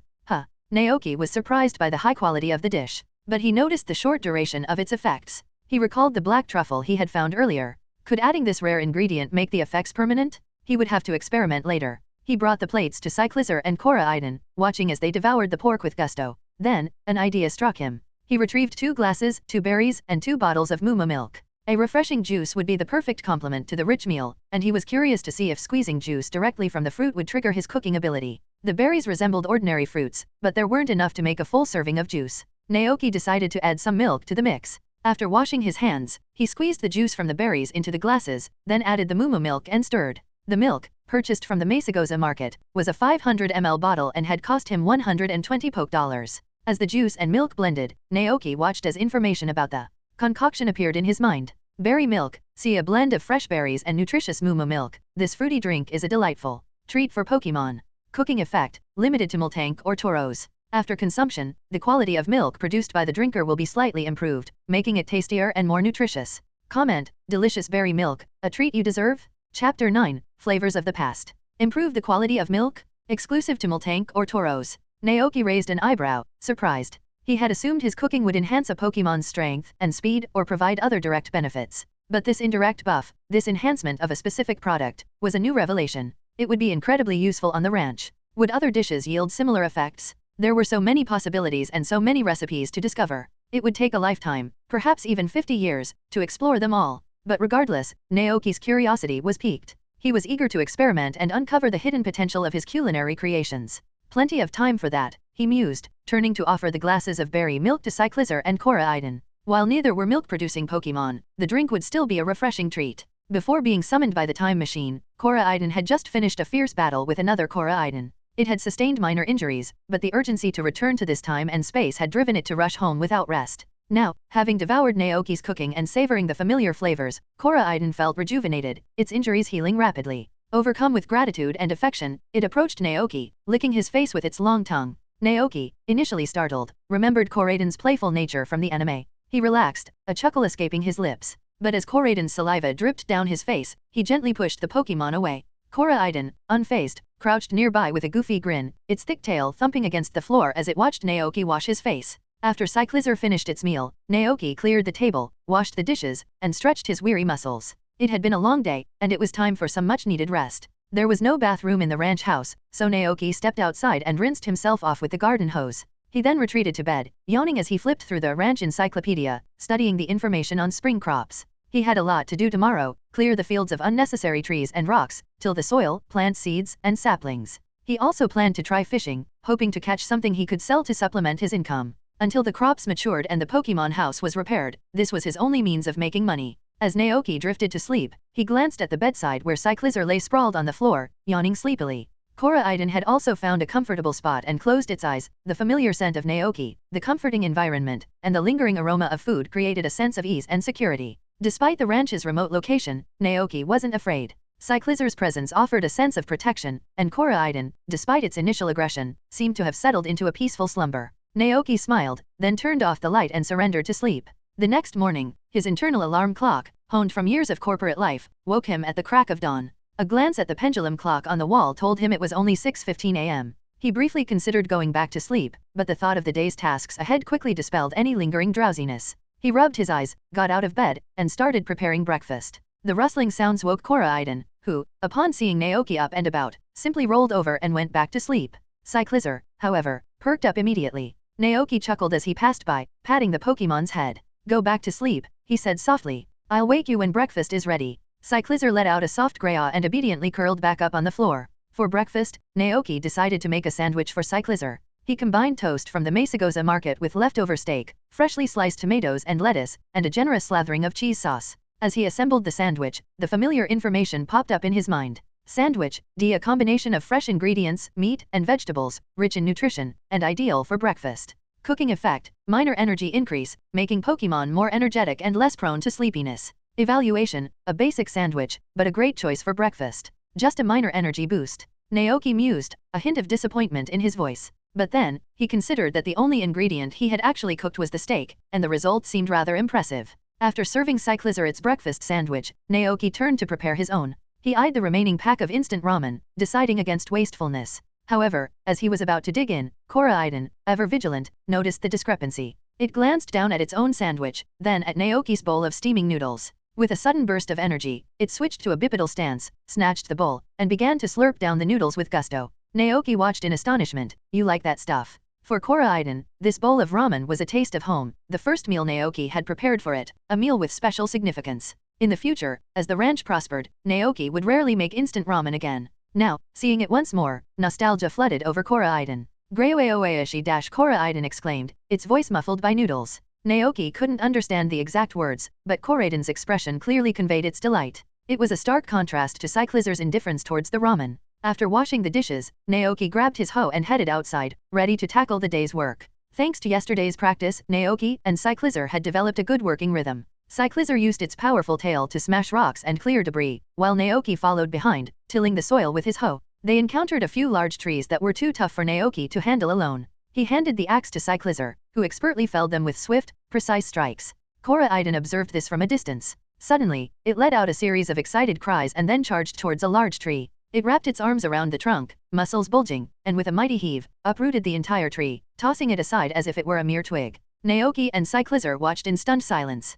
Koraiden, seemingly energized by its feat, continued to help, clearing the land with surprising efficiency. Naoki's eyes widened. What incredible strength! Is it trying to repay the favor? Koraiden's assistants significantly reduced their workload. With the grass-type Pokemon's help, they cleared a large portion of the farmland in just one morning. Naoki wiped the sweat from his brow as he watered the newly cleared land, making it softer and more suitable for planting. A water-type Pokemon would be handy right now, he thought. After watering, the soil needed time to settle before planting could begin. Naoki wasn't in a rush to clear the entire field at once. There weren't enough seeds, and they were short on manpower. The progress they had made was more than enough to keep them busy for the foreseeable future. Chapter 10, A Day by the River. At noon, Naoki prepared chilled cucumber slices. The effect of this dish was to combat heat, providing a cooling sensation after consumption. Koraiden and Cyclizar, however, still enjoyed their sandwiches. It wasn't that Naoki didn't want to experiment with new recipes, but the morning's work had left him exhausted. He decided to take a break in the afternoon and try his luck at fishing by the river. Worried that Cyclizar might get bored while he was fishing, Naoki eyed the glutinous rice flour and red bean paste in the cupboard, a thought forming in his mind. Perhaps he could make a snack to enjoy while fishing? With the idea firmly planted, Naoki set to work. He mixed the glutinous rice flour with water, kneading it into a dough. He rolled it into long strips, flattened them, and filled them with a mixture of red bean paste and sugar. He then carefully rolled the strips into balls, creating snow-white dumplings. Cyclizer, intrigued by the unfamiliar creation, approached to observe. Gra, it inquired, tilting its head. Naoki smiled. These are called glutinous rice dumplings. I wonder if you've ever tried them. Cyclizer shook its head. Gra, well, you can try them this afternoon, Naoki offered. Though I'm not sure if you'll like the taste. Cyclizer nodded enthusiastically. Gra, Naoki chuckled. You silly thing, you haven't even tasted them yet.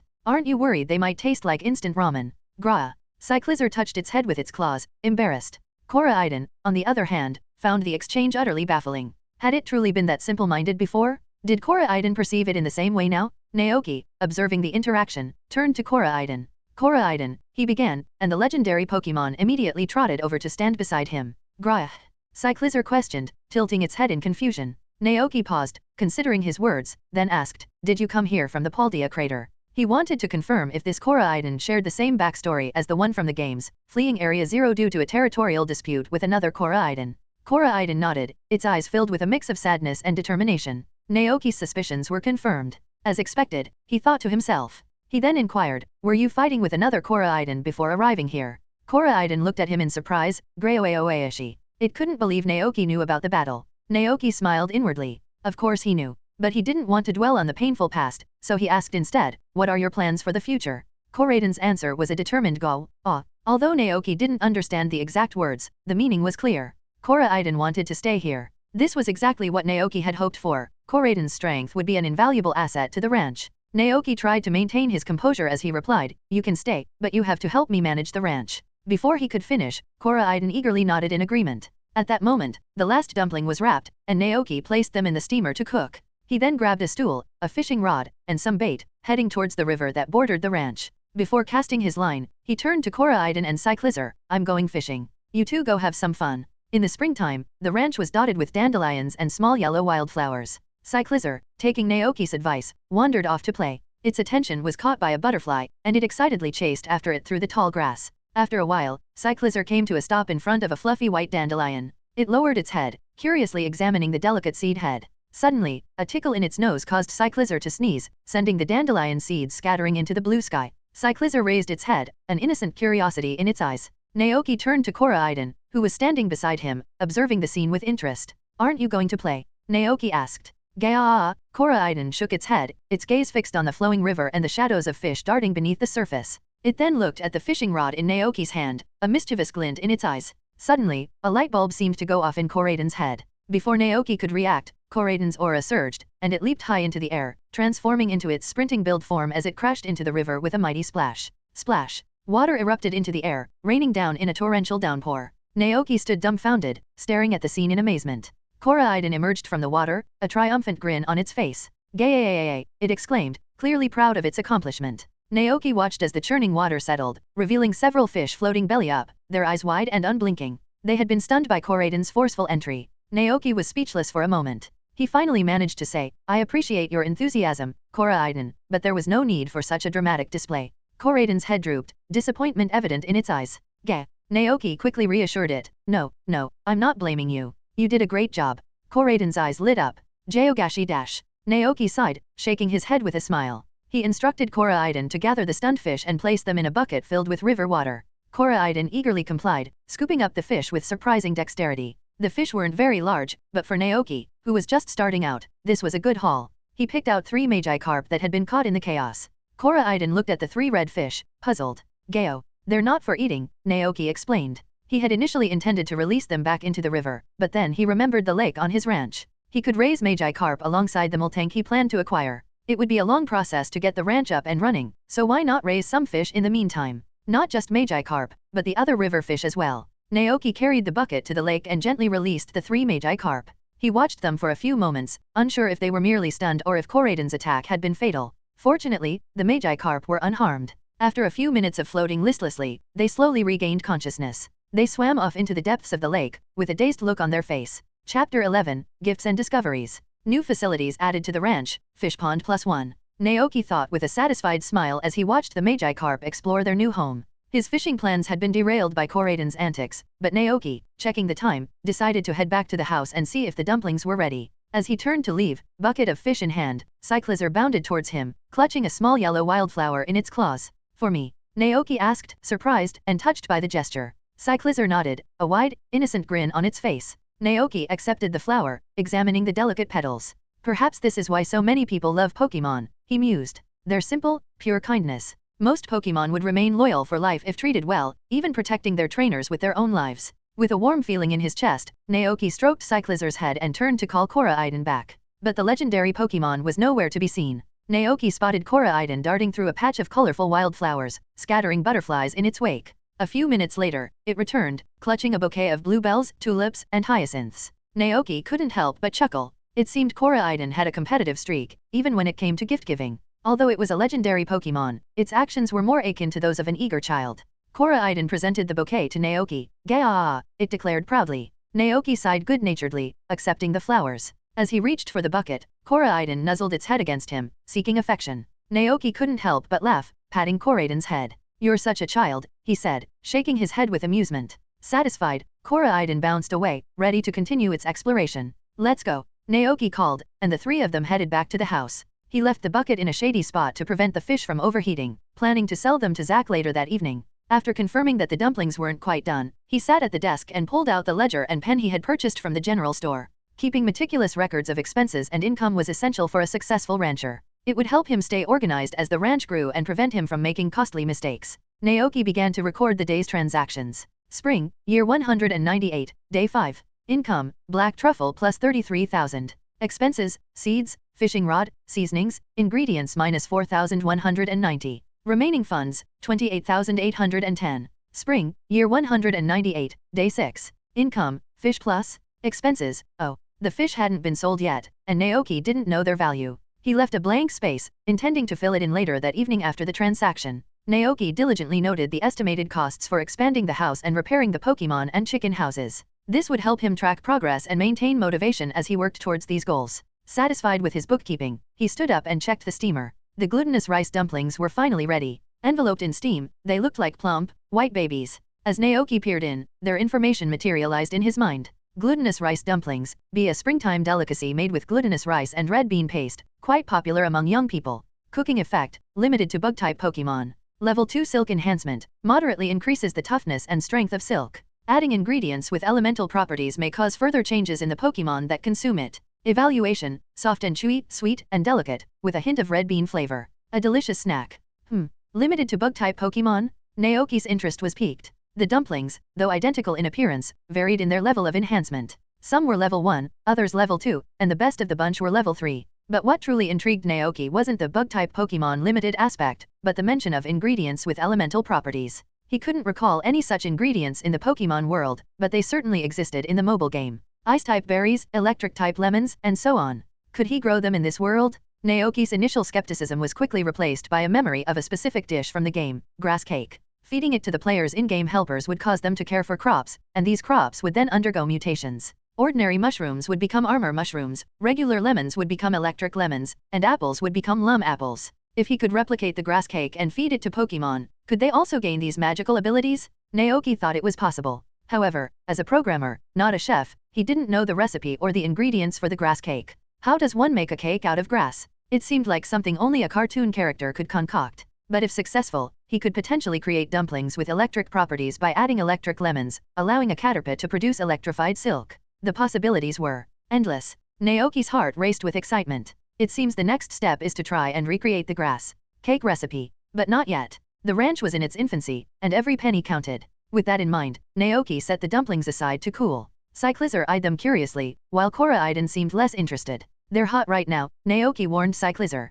"Wait until they cool down to eat them." Cyclizer, obedient as ever, waited patiently. Naoki set aside the majority of the dumplings for his Pokemon companions. For himself, he chose a single dumpling with level 3 silk enhancement. He remembered seeing Caterpie in the nearby forest and was eager to test the dumpling's effects on a bug-type Pokemon and see how much it strengthened their silk. Chapter 12, A Caterpie's Determination. In the afternoon, Naoki rode on Koraidon's back, venturing into the back mountains. Why Koraidon instead of Cyclizer? Well, when Naoki had mentioned his destination, Koraidon had enthusiastically volunteered to take him there. Leaving Cyclizer behind to guard the ranch and protect the fish from potential thieves like Seduck, Sneasel, or Zigzagoon, Naoki embarked on his journey with Koraidon. Riding Koraidon was a unique experience. Cyclizer felt like a small electric scooter, but Koraidon was much larger, akin to a powerful motorcycle. However, if Naoki were to compare it to a motorcycle, the future version of Koraidon, Myraidon, would be a more fitting analogy. Since this world was the one where Koraidon escaped from the Paldea crater, this must be Arven's world, Naoki mused.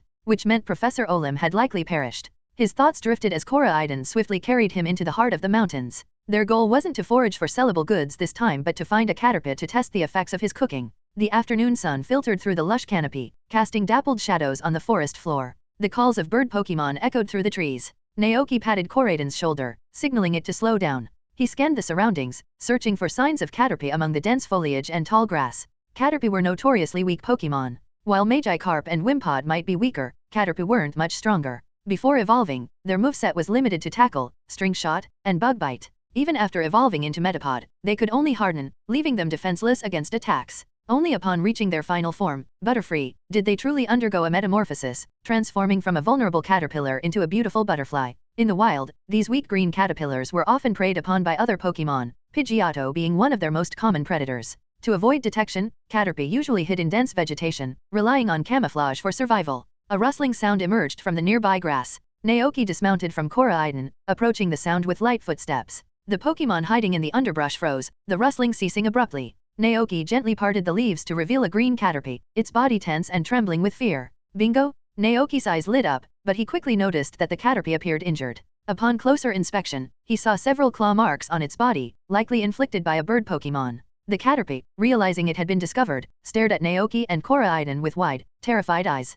Naoki's heart went out to the injured creature. Luckily, he had 2 Oran berries in his backpack that could restore its strength. He held them out towards the caterpie, but the frightened Pokemon instinctively reacted by spitting a strand of white silk. The silk wrapped around Naoki's hand, but its quality was so poor that it snapped with a gentle tug. So weak, Naoki muttered, shaking his head. He opened his hand, revealing the berries. You can understand me, right? He said in a soothing voice. I don't want to hurt you. Eat these, and you'll feel better. The caterpie hesitated, its big black eyes studying Naoki's face. Here, Naoki placed the berries on the grass in front of the caterpie. This time, the caterpie didn't attack. It lowered its head and began to nibble on the Oran berries. By the time it had finished both berries, the caterpie's injuries had visibly healed. Naoki, observing the scene, knelt beside the caterpie and asked, Do you want to become stronger? His tone was gentle yet laced with temptation. The caterpie looked up at him, confused. You're very weak right now, Naoki continued. The silk you're so proud of is fragile against other Pokemon. You're often attacked, aren't you? Chased as prey. The caterpie nodded slowly, its antennae drooping. Naoki pressed on, Are you content with this life? Everyone sees you as weak, but have you ever imagined fighting back against those who see you as food? Dominating the forest? Earning the respect of all Pokemon? Could that be possible? The caterpie was stunned. Did it want that? Oh, how it did. Everyone considered it the weakest Pokemon. Even a newborn Pidgey could easily make a meal of it. The caterpie envisioned itself standing triumphant over a Pidgey, striking fear into the hearts of all bird Pokemon. A newfound determination ignited within it. Naoki's words had struck a chord. He reached into his bag and produced the prepared glutinous rice dumplings, placing them before the caterpie. Eat this, he said, and you will become stronger. The caterpie looked at the white orbs, then without hesitation, began to devour them. After finishing the dumplings, the caterpie let out a satisfied burp. Outwardly, nothing seemed to have changed. Naoki thought for a moment, then asked, Can you try spinning silk again? The caterpie nodded and opened its mouth, releasing a stream of white silk. This time, the amount was significantly greater than before. Even the caterpie itself seemed surprised by the abundance of silk it had produced. Naoki gathered the strands and wrapped them around his hands, pulling with all his might. The silk stretched taut, but unlike before, it didn't break. Indeed, Naoki mused, the toughness and viscosity have increased significantly. The strength is on another level. He turned to the caterpie. Congratulations, he said, you've become stronger. Having confirmed the dumpling's effectiveness, Naoki mounted Koraidon and prepared to leave. The caterpie, though elated by its newfound strength, was quickly filled with a renewed determination. This wasn't enough. It wanted to be even stronger, so strong that no one would ever underestimate it again. And the human who had helped it achieve this. As it watched the retreating figures of Naoki and Koraidon, a sense of longing welled up within the caterpie. It wanted to follow them, to learn more about this human and his powerful Pokemon companion. It wanted to see where this newfound strength would lead it. Chapter 13, Naming the Ranch. At 5 in the evening, Zack arrived at the ranch in his trusty truck, right on schedule. Naoki, with the help of Koraidon and Cyclizer, was just finishing planting the last fruit tree sapling. As he watered it, Zack's booming voice came from behind him. You did all of this? Wasn't that a bit too fast? It's been less than a day, Zack exclaimed, his eyes wide with astonishment as he took in the transformed ranch. The once overgrown fields were now cleared and meticulously organized, the soil moist from recent watering. Naoki turned around, a smile playing on his lips. This is all thanks to them, he said, gesturing towards Koraidon and Cyclizar. Zack's jaw dropped as he noticed the second Pokemon standing beside Naoki. It was a creature he had never seen before, tall, muscular, with powerful limbs and a thick tail. What in Arceus name is that? Zack exclaimed. As a seasoned truck driver who had traveled extensively across the region, Zack had encountered countless Pokemon. He was familiar with every species native to Paldea. He wasn't a Pokemon trainer, but he often enjoyed battling trainers he met on his routes, especially those who had graduated from the prestigious Naranja Academy. But this Pokemon, it was completely foreign to him. Naoki wasn't surprised by Zack's reaction. After all, besides Professor Olim, no one else had ever encountered Koraidon. After a moment's consideration, Naoki decided not to reveal Koraidon's true identity. I'm not sure where it came from, he said honestly. It showed up at the ranch last night with some injuries. Cyclizar and I helped it, and it seems to have decided to stay and help out in return. I see, Zack murmured, nodding. He observed Koraidon's demeanor and added, it seems quite fond of you. You must be destined to meet. Satisfied with the explanation, Zack turned his attention to the shipping container. Did you find any black truffles today? He asked, hoping to continue their profitable partnership. No truffles today, Naoki replied, but I did catch some fish. He stepped under the eaves, retrieved the bucket brimming with fish, and presented it to Zack. Zack squatted down, peering into the bucket. His eyes widened in surprise. Whoa, so many. For a beginner rancher, this guy's fishing skills were impressive. Let's see. Zack released his Pokemon, a trusty Conkeldurr, and instructed it to bring over a glass fish tank from the truck. Bass, carp, Whiscash, Finian. Wow, there are even 2 rainbow trout. Those are rare and hard to catch? You're quite the angler, aren't you? Zack exclaimed, his admiration evident. He stood up and gave Naoki a thumbs up. Fantastic haul. Naoki responded with a modest smile, slightly embarrassed by the praise. Zack pulled out his ledger and began to tally up the catch. A bass is 300 poke dollars, a carp is 120, a rainbow trout is 1,200. The total comes to 3,680 poke dollars. After finishing his calculations, Zack put away his ledger, took out his wallet, and handed Naoki the payment. Excellent work. I hope we can continue this successful partnership. As Naoki accepted the money, he thought to himself, it seems that fishing is a reliable source of income in the early stages, no matter what world you're in. Zack turned to leave, his next stop being other ranches and farms to collect their goods for delivery to the Mesagoza market and surrounding towns. But then, he paused, as if remembering something important. He turned back to Naoki and asked, by the way, have you thought of a name for this ranch? Name? Naoki was caught off guard. Zack grinned. A good name can become the ranch's signature, you know. It'll help more people hear about it. The town also holds a harvest festival each year where all the nearby ranches compete to see who grows the best crops. The winner receives a mysterious grand prize from the town. Naoki understood. He hadn't yet settled on a name for the ranch, but he was always decisive. After a few seconds of contemplation, he declared, let's call it Naoki Ranch. It was simple, straightforward, and memorable. Named after yourself? I like it. Naoki Ranch it is. Zack beamed. I look forward to the day this name is known throughout all of Paldea. Naoki chuckled, a warm feeling spreading through him. After Zack left, Naoki turned back to survey the newly organized farmland. Upon returning from the back mountain, he had noticed the soil had settled, so he and his Pokemon companions quickly planted all the crop seeds he had purchased. There were various types of seeds, and Naoki, being a stickler for order, had divided the field into neat sections based on the crop type: potatoes, turnips, radishes, spring wheat, strawberries, cabbage, cucumbers, and tomatoes. Additionally, he had bought several fruit tree saplings: oran berries, pecha berries, cherry berries, and leppa berries. These were planted in a separate area, designated as a dedicated orchard.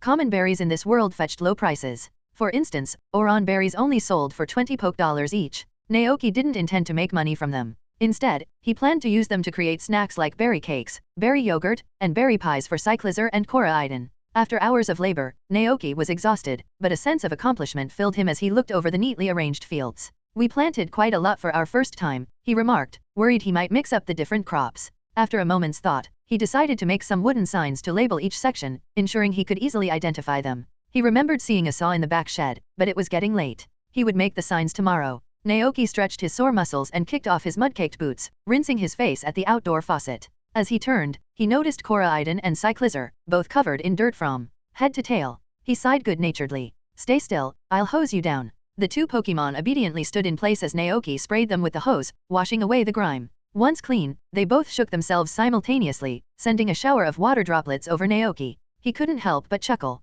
They reminded him of playful dogs, shaking off after a bath. With this amusing thought, he returned to the house, grabbed a towel, and dried off Koraidon and Cyclizar before ushering them inside. Naoki meticulously swept and mopped the wooden floors until they gleamed, ensuring no trace of dirt remained. From now on, he would be sure to change his shoes before entering the house. By this time, it was already evening. Koraiden and Cyclizer sprawled lazily on the floor, Cyclizer yawning sleepily. Koraiden glanced at its past self with a hint of amusement. The house was bathed in warm light as Naoki, clad in comfy slippers, stood at the stove, preparing dinner. He wanted to try a new recipe, but the day's labor had left him drained. He decided to keep it simple, quickly frying up a steak and assembling sandwiches with toast, lettuce, and ham. Dinner time, he announced, setting the plates in front of the two Pokemon. He then grabbed his own sandwich and settled at the desk, pen in hand, to complete the rest of his accounting for the day. Spring, year 198, day 6. Income, fish plus 3,680. Expenses, remaining funds, 32,490. After updating the ledger and finishing his meal, Naoki flopped onto the bed with a contented sigh. Sleep. Chapter 14, A New Member. The following morning, Naoki awoke to the sound of rain drumming against the roof. Peering out the window, he saw a grey world shrouded in a steady downpour. Well, at least I won't have to water the crops today, Naoki thought, a small smile playing on his lips. The spring rain was a welcome sight, nourishing the newly planted seeds. With the weather being what it was, Naoki decided to stay indoors, opting to rearrange the furniture and give the old house a fresh look. He moved the desk closer to the window, allowing for a wider view while reading, and positioned the bed against the corner for a sense of security. As for the cupboard, Naoki circled it, contemplating its placement. He finally decided to move it to the opposite side of the room, creating a division between the living area and the kitchen. As he and Koraiden shifted the cupboard, Naoki was surprised to discover a dusty fireplace hidden behind it. It was dark and sooty but appeared to be in working order. With time to spare, Naoki set about cleaning out the old ashes and debris. It wasn't long before the fireplace was spotless. What a nice surprise, Naoki thought, pleased with his discovery. With a functioning fireplace, he wouldn't have to worry about freezing during the winter months. For a former office worker accustomed to modern conveniences, this was a novel and exciting find. The fireplace reminded him of the fairy tales he had read as a child, heartwarming stories of mother bears knitting by the fire while their cubs played with balls of yarn. It was a cozy image, one that he now found himself longing for. Of course, a few more Pokemon would make the picture complete. A cute Eevee, a warm-hearted Vulpix, a playful Pikachu, or a cuddly Skitty would be lovely additions to the ranch. This is real life. Naoki sighed, reflecting on his previous life. If he hadn't transmigrated, he would likely be rushing through the rain to catch the subway for work. But the past was the past, and there was no use dwelling on it. The present was what mattered. Naoki shook his head, clearing away the lingering thoughts. The air in the house felt stuffy, so he opened the door, letting in a cool breeze. He settled at the desk and began flipping through the ranch encyclopedia, searching for information on spring crops, their fertilization needs, growth cycles, and expected yields. Cyclizer and Koraiden didn't disturb him as he read, instead choosing to lounge by the door, listening to the rhythmic pattern of rain. Suddenly, Koraiden perked up, its head tilting to the side. Gah! Naoki looked up, following Koraiden's gaze.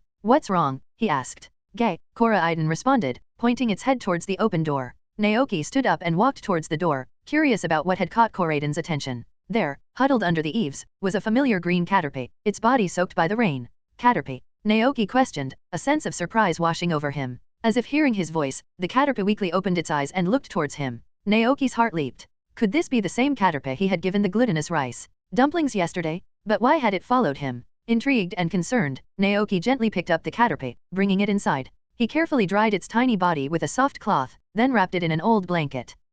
The Caterpie's eyes expressed gratitude as it nestled into the warmth. It followed me here yesterday, Naoki thought, observing the shivering Caterpie. It must have been a tough journey, with its slow speed and potential predators. But after eating the magical fruit, it could finally fight back. Naoki was impressed. While the Caterpie might not have been strong enough to defeat its attackers, its toughened silk had allowed it to restrain them. The Caterpie, witnessing its own newfound strength, felt immense gratitude towards the human who had helped it. It craved further growth, yearning to prove its worth to the world. That desire had driven it to seek out Naoki. However, afraid of being a burden, it had remained outside, braving the rain. Naoki fetched a plate of warm oran berry juice, known for its revitalizing properties, and placed it before the Caterpie. As it drank, Naoki wondered if the Caterpie, like Ash's Heracross in the anime, had been won over by his kindness and sought to become his Pokemon. After a moment's contemplation, Naoki asked tentatively, "Do you want me to be your trainer?" The Caterpie paused mid-sip, the warmth of the juice spreading through its body. It nodded vigorously. "Cater." Naoki spread his hands, "But I'm not a trainer. As you can see, I'm just a simple rancher.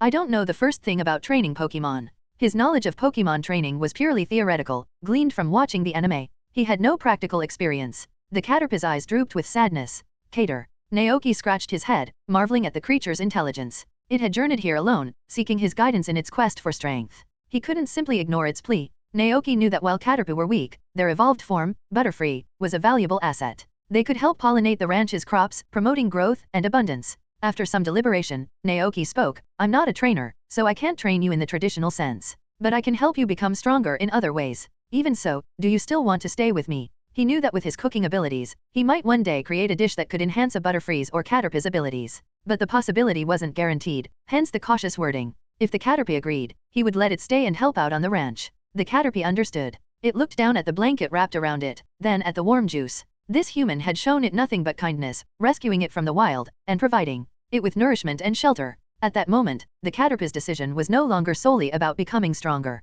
It simply liked Naoki. With newfound resolve, the caterpie nodded. You can find up to 10 advanced chapters on my Patreon page. Patreon.com/keepsmiling818. Chapter 15, Rainy Day Bounty. The spring rain finally ceased in the evening, leaving the air heavy with moisture. Naoki glanced at the old clock on the wall. It was still 20 minutes before 5 o'clock. He decided to take Koraiden out for another fishing expedition, hoping to catch more fish for Zack and earn some extra income. Transparent droplets clung to the blades of grass, glistening in the fading light as they slowly trickled down into the damp earth. Naoki slipped on his rain boots, leaving Caterpie and Cyclizar at home. He didn't want to deal with the hassle of cleaning muddy Pokemon upon their return, so he opted to bring only Koraiden. Cyclizar watched longingly from the porch as Naoki and Koraiden set off towards the river. Koraiden, on the other hand, was overjoyed at being Naoki's sole companion for this outing, even though Cyclizar was technically its past self. Unaware of Koraiden's internal monologue, Naoki arrived at the riverbank and turned to the legendary Pokemon with a grin. Koraiden, I'm counting on you. Rainy days often meant good fishing. The lower air pressure and reduced oxygen in the water drove fish to the surface, making them easier to catch. Koraiden understood immediately. Gahai, it exclaimed, confidently patting its chest. Leave it to me. With a determined expression, Koraiden's aura intensified. It leaped into the air, its powerful scarlet body transforming into its sprinting build form. Its head frills, resembling dragon whiskers, unfurled into wing-like appendages as it crashed into the river with a mighty roar. Boom! The impact sent a massive wave rippling through the water, creating a crater in the surface. The displaced water shot upwards, raining down in a deafening torrent. Naoki stood stunned, jaw agape, as the spectacle unfolded before his eyes. Naoki, that move, was that Koraiden's signature move, Collision Course. Naoki wondered, observing the Pokemon closely. When Koraiden returned to shore in its battle form, Naoki's suspicions were confirmed. It was indeed Collision Course. In the game, Collision Course was a super powerful move exclusive to Koraiden, boasting a base power of 100 and perfect accuracy. Its power could be further amplified when hitting an opponent's weak point. Using Collision Course to catch fish seemed a bit excessive. Naoki looked out at the river, littered with stunned fish of various sizes. They had certainly borne the brunt of Koraiden's enthusiasm. Thankfully, Koraiden seemed to have restrained its power. While the display was dramatic, the fish weren't actually harmed, merely rendered unconscious by the shockwave.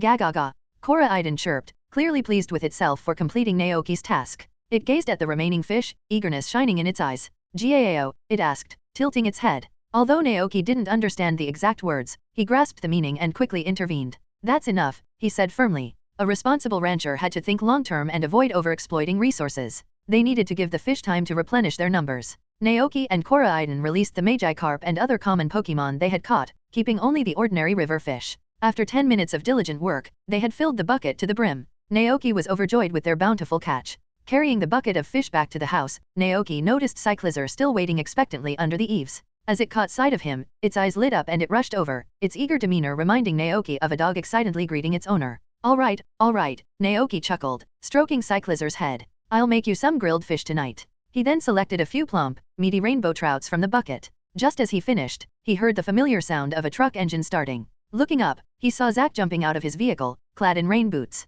Terrible weather today, Zack complained. Rained all day. I went to several ranches and found nothing to sell. Just a few baskets of eggs and some milk. In such weather, most ranchers preferred to stay indoors, enjoying the comforts of home. Do you have anything for me? Zack asked hopefully. Naoki held up the bucket of fish. Rainy days are good for fishing, he explained with a smile. Zack's eyes widened. So many. Naoki and Koraiden exchanged a knowing glance. This is incredible, Zack exclaimed, quickly sorting and weighing the fish. The total comes to 5,210 poke dollars. You've been busy. Here you go. He handed Naoki the payment. Thanks for your hard work. Naoki replied, pocketing the money. A light drizzle began to fall once more. Zack looked up at the sky, grabbed his bucket, and said, I better get going. It's going to pour again. All right, be safe, Naoki replied. Zack's truck disappeared into the distance, carrying its load of fresh seafood towards Mesagoza. Naoki took a deep breath, then helped Koraidon wash the mud from its body. Once clean, Koraidon instinctively shook off the water droplets, then transformed into its sprinting build form, playfully pouncing on Naoki and licking his face with affection. Caught off guard, Naoki stumbled back, sputtering, "What was that for?" Ga Koraidon chirped happily. Naoki chuckled and draped a towel over Koraidon, drying its fur. He then went back inside and added today's earnings to his ledger. Spring, year 198, day 7. Income, fish plus 5,210. Expenses, oh. Remaining funds, 37,700. I'm only about 10,000 poke dollars short of repairing the Pokemon house, Naoki mused. Once that's done, I can start raising Wooloo and Miltank. But I don't know how much they cost, so this might not be enough. Perhaps I should consider building a chicken coop first. Unlike a Pokemon house, a chicken coop only costs 20,000 poke dollars. And compared to Miltank and Wooloo, ordinary chickens were much more affordable. Hens were prolific egg layers, with a healthy hen producing an egg a day. He could sell the eggs, use them to hatch chicks or keep them for cooking. It would be a self-sustaining system, eliminating the need to buy eggs from the market. While chicken eggs couldn't compare to the rare delicacy of chintzy eggs, raising chintzy was simply beyond his means at the moment. Raising chickens seemed like a more practical and profitable venture. With his decision made, Naoki resolved to visit the carpenter's shop when the weather cleared and commission Korra to build a chicken coop. He would officially enter the poultry business. Chapter 16, Fireside Feasts and Unexpected Gains. The rain had made the house feel damp and chilly. Naoki looked at his 3 Pokemon companions. "Are you hungry?" he asked. "Ga." Koraidon shook its head. "Ga." Cyclizar followed suit.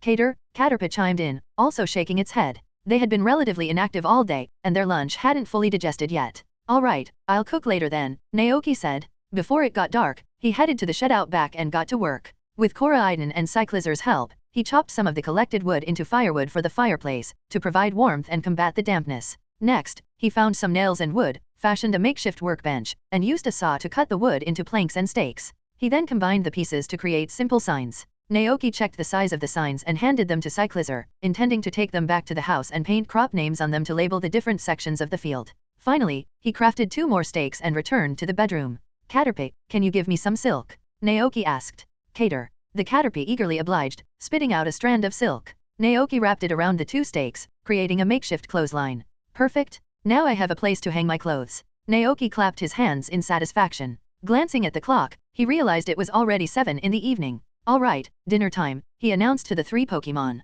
Before starting to cook, Naoki added the firewood to the fireplace and lit it. The flames danced merrily, soon warming the room. Naoki removed his jacket, remaining in his shirt as he moved to the kitchen area to prepare dinner. Tonight's menu was grilled fish, specifically rainbow trout. This type of fish was known for its tender, flavorful meat, lack of fishy smell, and minimal bones, making it ideal for grilling over charcoal. Naoki prepared the fish, brushing it with a thin layer of oil and searing it in a pan until golden brown on both sides. He then added a specially prepared sauce to the slit belly and finished cooking it over the open fire. The tantalizing aroma of grilled fish soon filled the room. Koraidon and Cyclizar, who had been dozing lazily, perked up instantly, their noses twitching as they looked towards the source of the delicious smell. Naoki placed the grilled fish onto plates, the golden oil glistening on their surface. Beneath the brown skin, the tender, red flesh peeked out, its aroma mingling with the sauce to create an irresistible scent that filled the air. He glanced at the dish's information. Grilled rainbow trout, this delicacy is simply grilled over charcoal, retaining the fish's natural freshness. It's a dish you won't be able to resist. Cooking effect, major life recovery, instantly restoring physical strength and energy to optimal levels. Comment, a simple yet nutritious dish, suitable for all ages. Life recovery? Naoki thought. It was equivalent to a full restore plus a bottle of PP Max. Not bad at all. He couldn't resist taking a bite. The crispy skin gave way to the tender, melt-in-your-mouth flesh. The distinct flavor was utterly delicious, leaving him wanting more. As he reached for another bite, he felt 2 intense gazes upon him. Cyclizar and Koraidon were watching him expectantly, drool pooling on the floor. Naoki chuckled and placed the remaining fish in front of them. "Easy now," he chided gently, "you're making a mess." Cyclizar and Koraidon eagerly devoured their meal. Naoki then turned to Caterpie, who seemed uninterested in the grilled fish. "Don't you want to eat?" he asked. "Cater."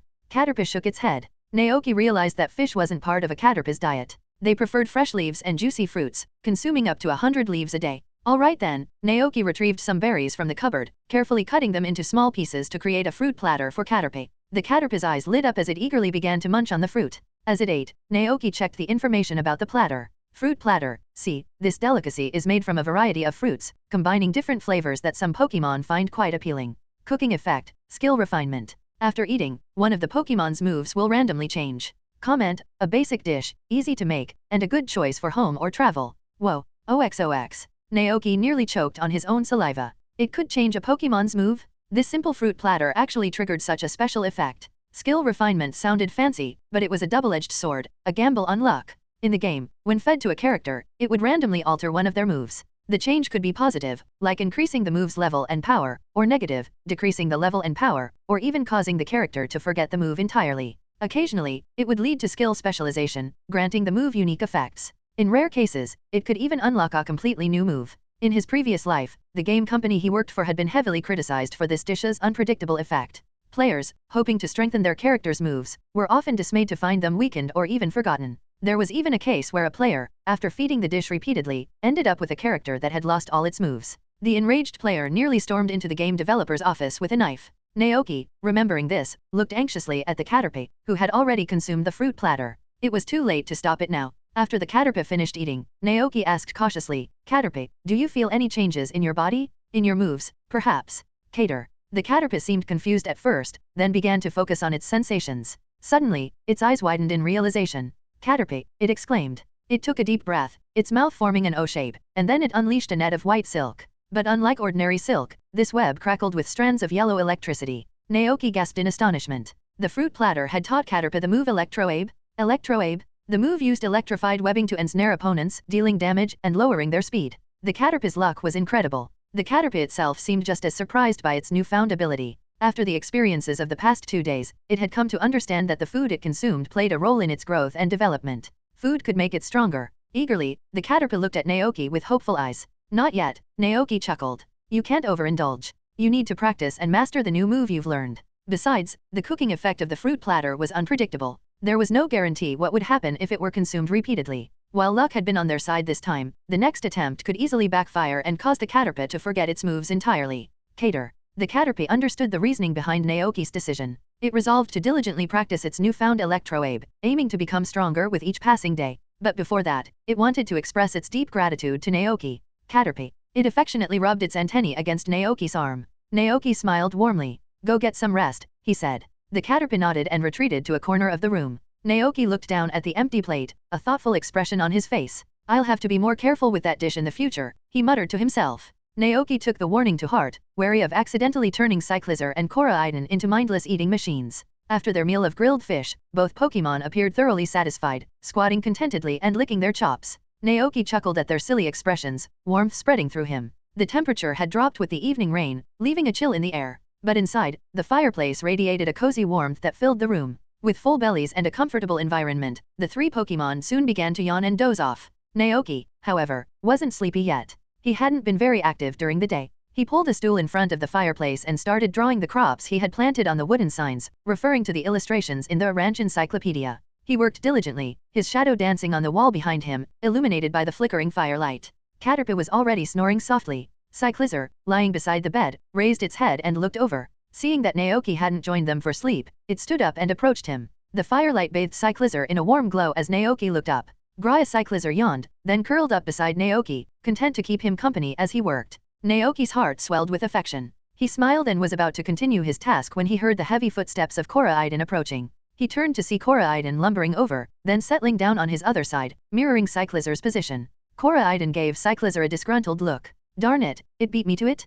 Koraidon thought, feeling a pang of jealousy. Cyclizar, oblivious to Koraidon's inner turmoil, had already succumbed to sleep, nestled comfortably beside their trainer. Koraidon felt a wave of frustration. Its attempt to outdo Cyclizar had backfired. It sighed, resigning itself to its spot on the floor, hoping to catch a few winks before Naoki finally joined them in slumber. Koraidon sighed, resting its head on its paws as it delved into the past. It recalled the time, shortly after arriving at Naoki's ranch when it had encountered another Koraidon. At the time, it hadn't understood, but now it realized that the other Koraidon was its past self. Later, as a Cyclizar, it had fallen into a time machine and, influenced by a mysterious force, transformed into Koraidon. But the question remained, would this Cyclizar also evolve into Koraidon, just like it had? The thought made Koraidon's head spin. It couldn't comprehend how or why this had happened and it struggled to distinguish past from present. Was it Koraidon or Cyclizar? The confusion was overwhelming. It felt like a swirling vortex of stars was forming in its mind. Eventually, Koraidon gave up trying to make sense of it all. No matter what, as long as it could be with Naoki, everything would be alright.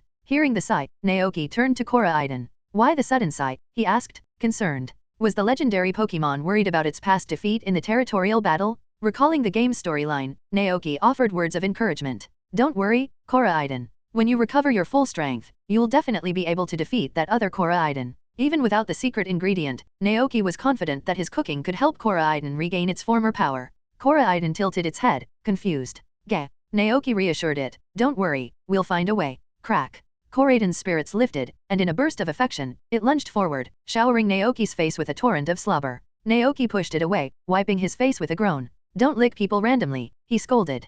Korra-iden's expression immediately turned pitiful. Naoki couldn't help but chuckle. He couldn't stay mad at the adorable Pokemon for long. The following morning, the fire in the fireplace had died out, leaving a faint scent of ash in the air. The rain had stopped, and the sky was a clear, vibrant blue. Naoki stepped outside, inhaling the crisp, fresh air. He stretched his limbs, feeling revitalized and ready to start a new day. After changing into his work boots and grabbing the newly made signs, he headed to the fields. Dewdrops clung to the leaves, sparkling in the sunlight like tiny jewels. As Naoki worked, Caterpie emerged from the house and climbed a nearby tree, munching on fresh leaves while observing Naoki, Cyclizer, and Korra-iden as they tended to the crops. Determined to become stronger, not only to prove its worth to those who underestimated it but also to repay Naoki's kindness, Caterpie vowed to evolve into the strongest Butterfree it could be. It would become an asset to the ranch, helping in any way it could. After a few bites of leaves, Caterpie began practicing its newly acquired Electroabe, weaving intricate patterns of electrified silk in the air. Meanwhile, Naoki, accompanied by Korra-iden and Cyclizer, ventured to the western side of the ranch. This area was still untamed, a chaotic mess of weeds and trees. Naoki's plan was to clear this section of land to make space for a chicken coop. He had already saved enough money for construction, all he needed were wood and stone. Within 2 days, he hoped to visit the carpenter's shop in Mesagoza and ask Korra to help him build the coop, kickstarting his poultry business. You can read up to 10 chapters ahead on my Patreon page. Patreon.com/keepsmiling818. Electroabe. The move used electrified webbing to ensnare opponents, dealing damage and lowering their speed. The Caterpie's luck was incredible. The Caterpie itself seemed just as surprised by its newfound ability. After the experiences of the past 2 days, it had come to understand that the food it consumed played a role in its growth and development. Food could make it stronger. Eagerly, the Caterpie looked at Naoki with hopeful eyes. Not yet, Naoki chuckled. You can't overindulge. You need to practice and master the new move you've learned. Besides, the cooking effect of the fruit platter was unpredictable. There was no guarantee what would happen if it were consumed repeatedly. While luck had been on their side this time, the next attempt could easily backfire and cause the Caterpie to forget its moves entirely. Cater. The Caterpie understood the reasoning behind Naoki's decision. It resolved to diligently practice its newfound Electroabe, aiming to become stronger with each passing day. But before that, it wanted to express its deep gratitude to Naoki. Caterpie. It affectionately rubbed its antennae against Naoki's arm. Naoki smiled warmly. Go get some rest, he said. The Caterpie nodded and retreated to a corner of the room. Naoki looked down at the empty plate, a thoughtful expression on his face. I'll have to be more careful with that dish in the future, he muttered to himself. Naoki took the warning to heart, wary of accidentally turning Cyclizer and Korra-iden into mindless eating machines. After their meal of grilled fish, both Pokemon appeared thoroughly satisfied, squatting contentedly and licking their chops. Naoki chuckled at their silly expressions, warmth spreading through him. The temperature had dropped with the evening rain, leaving a chill in the air. But inside, the fireplace radiated a cozy warmth that filled the room. With full bellies and a comfortable environment, the 3 Pokemon soon began to yawn and doze off. Naoki, however, wasn't sleepy yet. He hadn't been very active during the day. He pulled a stool in front of the fireplace and started drawing the crops he had planted on the wooden signs, referring to the illustrations in the ranch encyclopedia. He worked diligently, his shadow dancing on the wall behind him, illuminated by the flickering firelight. Caterpie was already snoring softly. Cyclizer, lying beside the bed, raised its head and looked over. Seeing that Naoki hadn't joined them for sleep, it stood up and approached him. The firelight bathed Cyclizer in a warm glow as Naoki looked up. Cyclizer yawned, then curled up beside Naoki, content to keep him company as he worked. Naoki's heart swelled with affection. He smiled and was about to continue his task when he heard the heavy footsteps of Korra-iden approaching. He turned to see Korra-iden lumbering over, then settling down on his other side, mirroring Cyclizer's position. Korra-iden gave Cyclizer a disgruntled look. Darn it, it beat me to it? Korra-iden thought, feeling a pang of jealousy. Cyclizer, oblivious to Korra-iden's inner turmoil, had already succumbed to sleep, nestled comfortably beside their trainer. Korra-iden felt a wave of frustration. Its attempt to outdo Cyclizer had backfired. It sighed, resigning itself to its spot on the floor, hoping to catch a few winks before Naoki finally joined them in slumber.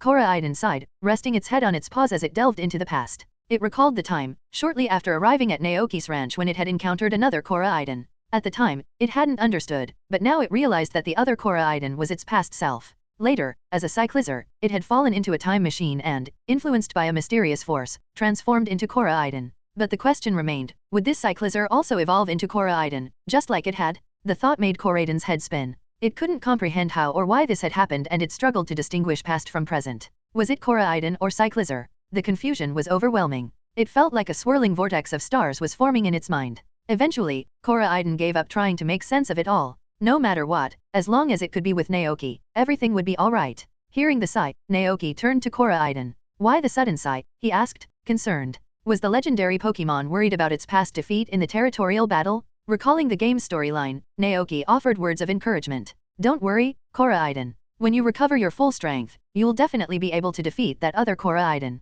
Even without the secret ingredient, Naoki was confident that his cooking could help Koraidon regain its former power. Koraidon tilted its head, confused. Gah. Naoki reassured it. Don't worry, we'll find a way. Crack. Koraidon's spirits lifted, and in a burst of affection, it lunged forward, showering Naoki's face with a torrent of slobber. Naoki pushed it away, wiping his face with a groan. Don't lick people randomly, he scolded.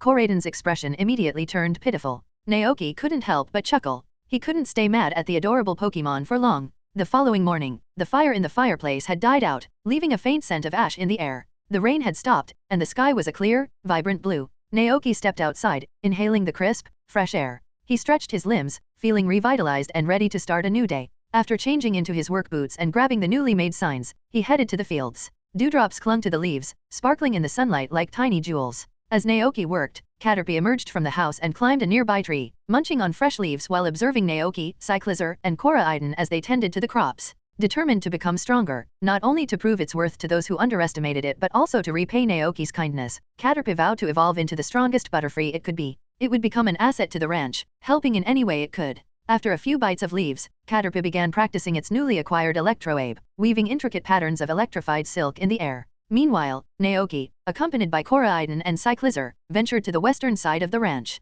This area was still untamed, a chaotic mess of weeds and trees. Naoki's plan was to clear this section of land to make space for a chicken coop.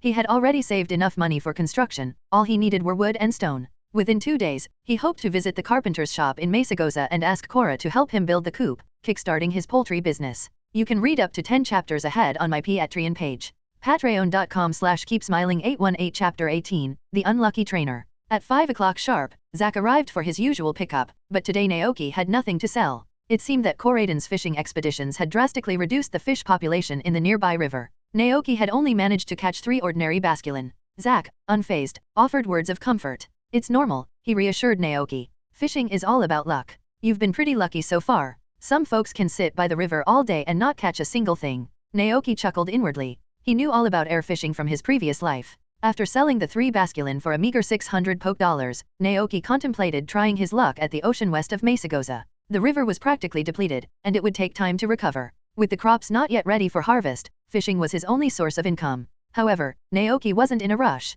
The priority was to finish the chicken coop. After rinsing himself and his Pokemon companions under the faucet, Naoki returned to the cabin and began preparing dinner. With the Phoebas gone, all that remained were some smoked sausage and ham, common staples from the Mesagoza market. They were non-perishable and ideal for situations without refrigeration. Unfortunately, sandwiches made with smoked sausage and ham wouldn't trigger any special effects. But Koraidon and Cyclizer still ate their meals with gusto. Naoki was reminded of the old saying, a dog doesn't care if its owner is poor. In this world, Pokemon were like loyal dogs, never judging their trainers based on wealth. But Pokemon were more than just pets. They lived alongside humans, forming deep bonds. With their emotions and intelligence, Naoki felt it was more fitting to consider them family. As for Caterpie, Naoki knew it had been diligently practicing its new move in the forest all day, taking breaks to munch on leaves whenever it got tired. It hadn't returned for dinner, likely still full from its leafy feast. Naoki checked on it and found it asleep on a large tree in the pasture. It seemed the Caterpie preferred the outdoors to the confines of the house. After dinner, exhausted from the day's work, Naoki decided to retire early. Meanwhile, in the back mountains, a 10-year-old boy with blonde hair crawled out of a ditch, covered in mud. His orange academy uniform was soiled and damp, clinging to his skin with rotting leaves. The boy, Carter, a freshman at the academy, had been on a school-sponsored outdoor excursion when he'd gotten lost 2 days ago. He had hoped to find a town or settlement, but the relentless rain had forced him to take shelter in a cave. After the rain stopped, he attempted to continue his journey, only to fall into the ditch. Not only were his clothes ruined, but he had also scraped his leg. His food supplies were depleted, and he leaned against a tree, hunger gnawing at his stomach. I hope the delibird found a town nearby, Carter muttered, tears welling up in his eyes. Ugh, I shouldn't have signed up for this stupid field trip. In the afternoon, Carter had released his only Pokemon, a Delibird, instructing it to scout the area from the air and locate any signs of civilization. Suddenly, a familiar cry echoed through the trees. Carter looked up, his face brightening with hope. The Delibird landed in front of him, proudly presenting a blueberry from the pouch it carried. "You found food for me," Carter exclaimed, tears of gratitude streaming down his face. He hugged the Delibird tightly. "Thank you so much, Delibird."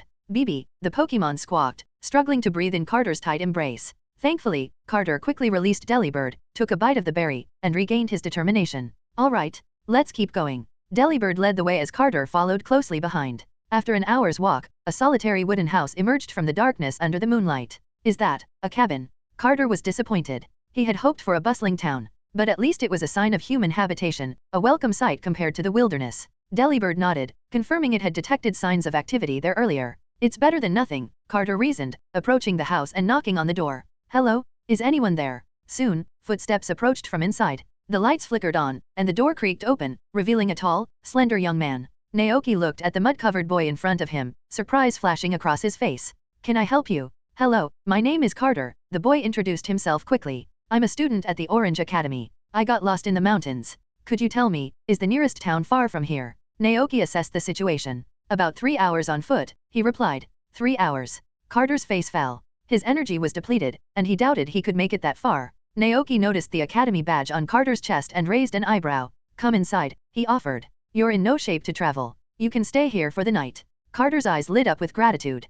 "Thank you so much. We won't stay for free, though. I'll pay for the room." "Don't worry about it," Naoki assured him. "It's just a small favor." He knew from the original owner's memories that hotel prices in this world weren't too expensive, the cheapest being around 200 poke dollars per night. He stepped aside, gesturing for Carter to enter. Overwhelmed with gratitude, Carter thanked him profusely. What a kind person. He stepped inside with Delibird, taking in the cozy interior. The cabin was small but well furnished, with a single bed, a desk, a cupboard serving as a partition, and a crackling fireplace. The wooden floor was spotless, and the entire space exuded an air of warmth and cleanliness. The owner must be very tidy, Carter thought to himself. Concerned about dirtying the floor, he removed his shoes before entering, padding across the room in his socks. His eyes were drawn to the two Pokemon resting by the bed, a Cyclizar and a crimson-colored Pokemon he had never seen before. Though unfamiliar, his trainer's intuition told him that this Pokemon was extraordinary. Chapter 19, Caterpie vs Delibird. Words, 1842. Carter's attention was drawn to Cora Iden, who was now yawning lazily.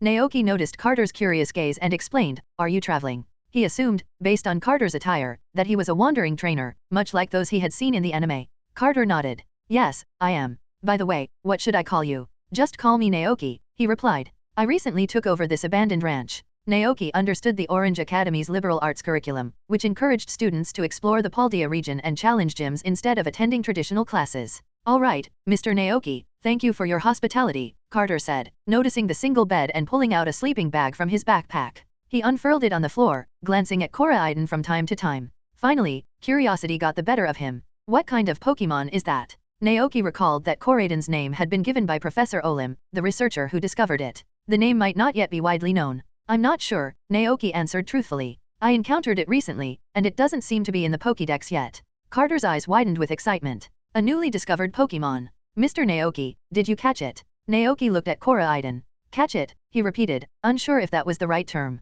"Wow!" Carter exclaimed, his voice filled with envy. "You must be a very skilled trainer, Mr. Naoki." Naoki shook his head. "No, I'm just a rancher." Carter looked unconvinced. The aura emanating from Cora Iden was incredibly powerful. How could someone capture such a Pokemon without being a strong trainer? It was common knowledge that catching a Pokemon required defeating it in battle, proving one's strength and earning its respect. Only then would a Pokemon willingly enter a Pokeball. Naoki, unsure how to respond, glanced at the clock. It was getting late, so he decided to retire for the night. Carter, exhausted from his ordeal, gratefully crawled into his sleeping bag and quickly fell asleep. The night passed peacefully, and Carter awoke early the next morning. He glanced at the bed. Naoki was still asleep.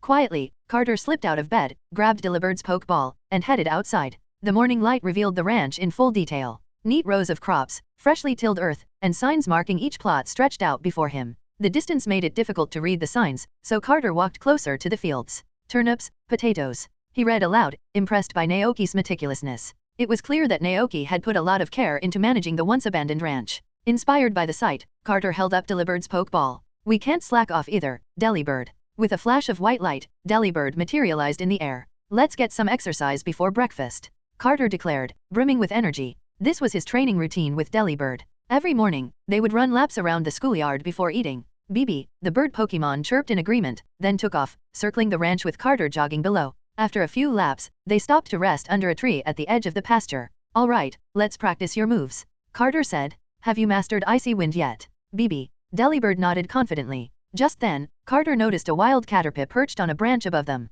His eyes lit up. Delibird, let's battle this Caterpie. BB. The Caterpie, hearing the commotion below, looked down with a calm gaze. Wanting to battle? The Caterpie met Delibird's gaze without a hint of fear. Seeing Caterpie's readiness, Carter issued his command, Delibird, use Icy Wind. BB. A surge of icy energy gathered around Delibird as it flapped its wings, sending a blast of frigid wind towards the Caterpie on the branch. Even though ice isn't super effective against Caterpie, Delibird has been training hard. Its icy wind should be much stronger now. Defeating a Caterpie shouldn't be a problem, Carter thought confidently. Everyone knew Caterpie was notoriously weak, with little defense against other Pokemon besides spitting out fragile silk threads. He watched the icy wind attack with anticipation. However, the next moment, the Caterpie surprised him. It calmly faced the oncoming attack and swiftly spun a web of silk in front of itself. The amount of silk was astonishing, forming a seamless shield in mere seconds. The icy wind collided with the web, freezing it solid. But the frozen web, now shaped like an umbrella, shielded the Caterpie behind it. What? Carter exclaimed, taken aback. Before he could react, the icy web shattered, and a large net crackling with yellow electricity shot out from behind it. The Delibird, caught off guard, was hit by the electrowave. A surge of electricity coursed through its body, causing it to cry out in pain. Its eyes rolled back, and it fainted. Carter stood frozen in shock, disbelief etched on his face. If he wasn't mistaken, the move Caterpie had just used was Electrowave. But how was that possible? Is this even the same Caterpie I knew? Carter wondered aloud. Just then, he heard footsteps approaching from behind. He turned to see Naoki walking towards them. Before Carter could speak, the wild Caterpie jumped down from the tree and scurried over to Naoki's side. Carter's eyes widened in surprise. Mr. Naoki, is this Caterpie yours? Yes, Naoki nodded, glancing at the unconscious Delibird. Did you battle it just now? The state of the Delibird suggested it had been defeated by Caterpie's Electrowave. Electric attacks were super effective against flying types, and the surprise factor likely played a role as well. Carter blushed, embarrassment washing over him. I'm so sorry, I thought it was a wild Pokemon. Naoki was about to respond when a brilliant white light enveloped the Caterpie. Its body began to transform rapidly. The once soft body hardened, its numerous legs disappearing, replaced by a smooth, crescent-shaped form. A green bump appeared on its back, and its black eyes half closed. As the light faded, the Caterpie was gone, replaced by a brand new Metapod.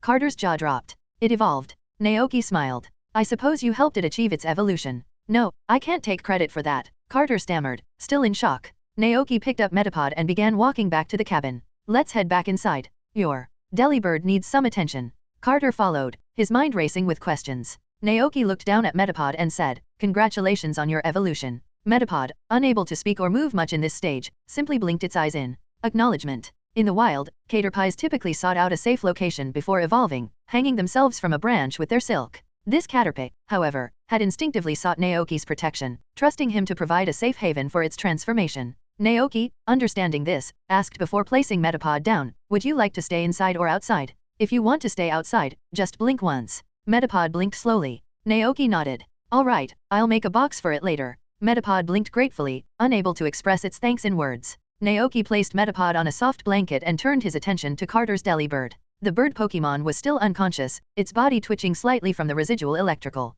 energy. Just mix Shuri and Pecha berries together and feed it to Delibird, Naoki instructed, retrieving the berries from his basket and preparing a mixture for the injured Pokemon. Soon, Delibird opened its eyes blearily, regaining consciousness. Carter breathed a sigh of relief, but then his thoughts returned to Caterpie's impressive display. Mr. Naoki, he asked, still in awe, how did you do it? Naoki was confused. Do what? How did you train that Caterpie to be so strong? Carter clarified. A bug-type Caterpie defeating a ice-flying type Delibird in one move was astonishing enough. But the fact that the Caterpie used Electrowave, a move it shouldn't naturally know, was even more unbelievable. Unless someone had specially trained it, there was no way it could have learned such a move on its own. But even then, it would be incredibly difficult, requiring a secret technique to teach a Caterpie, a Pokemon without any inherent electrical abilities, to use an electric-type move. Even a top-tier trainer might not be able to pull it off. Carter's mind raced. Naoki had captured a mysterious and powerful Pokemon and taught a weak Caterpie to use Electrowave. Mr. Naoki must be an incredibly skilled trainer. Naoki, however, simply smiled awkwardly. That was all Caterpie's own effort. It's a very special Pokemon. This wasn't entirely untrue. Besides feeding Caterpie, Naoki hadn't provided any training. The caterpillar's growth was a result of its own determination and a bit of luck. Both hard work and fortune were necessary for a Pokemon to reach its full potential. Carter nodded knowingly, interpreting Naoki's response as a humble refusal to divulge his secret training methods. Naoki, sensing Carter's assumptions, decided to change the subject. It's getting late, he said, rising to prepare breakfast. He kept things simple, making sandwiches with smoked sausage and tomatoes from the Mesagoza market.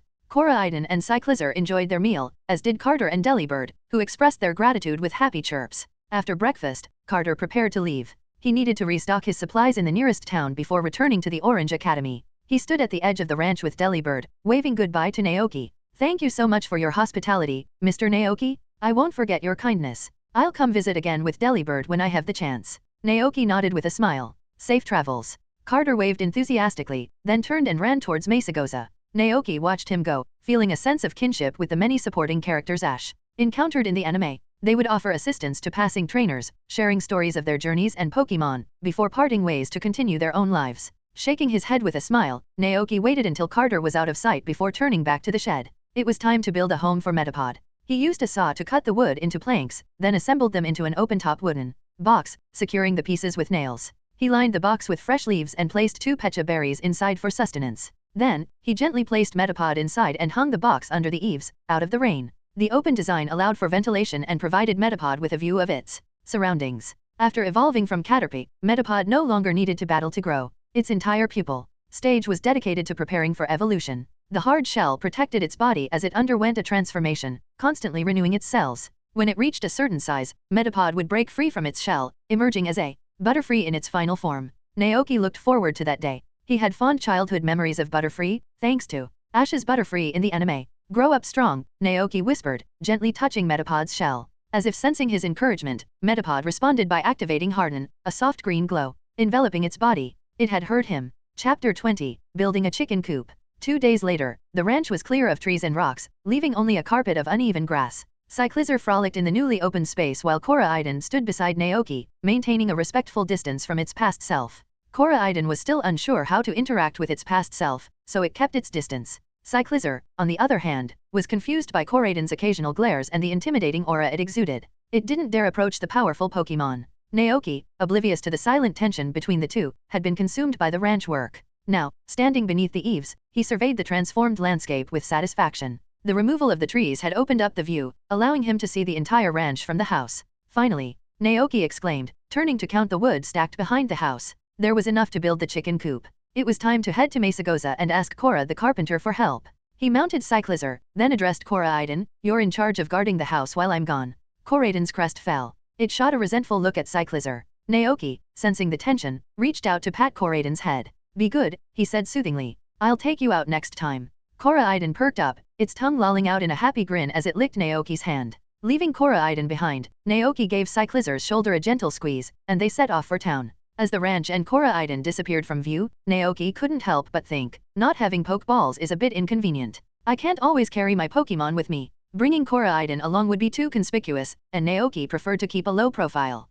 Pokeballs weren't expensive, so he decided to buy a few as a backup. He could let his Pokemon roam freely on the ranch and only use the Pokeballs when traveling. As soon as he reached Mesagoza, Naoki made his way to a store specializing in trainer supplies and purchased several standard red and white Pokeballs. Afterward, Naoki visited the Mesagoza market to purchase ingredients for the coming days, then headed to the carpentry shop. From afar, he spotted Cora, the shop owner, hard at work. She wore khaki overalls and a pink shirt, her pink hair tied in a high ponytail with a headband holding back her bangs. Cora had a classic oval face, and her years of carpentry had given her a strong, capable physique. She exuded an air of warmth and competence. She was sawing wood when she heard footsteps behind her. Turning around, she immediately recognized the young rancher. "It's you," she greeted him with a smile. "The weather is lovely today. How's the ranch coming along?" "Almost done, Ms. Cora," Naoki replied, then explained his reason for visiting. "I'd like to ask you to build a chicken coop for me." Cora's eyebrows rose in surprise. "So soon? It hasn't even been a week, has it? Have you saved up enough money already?"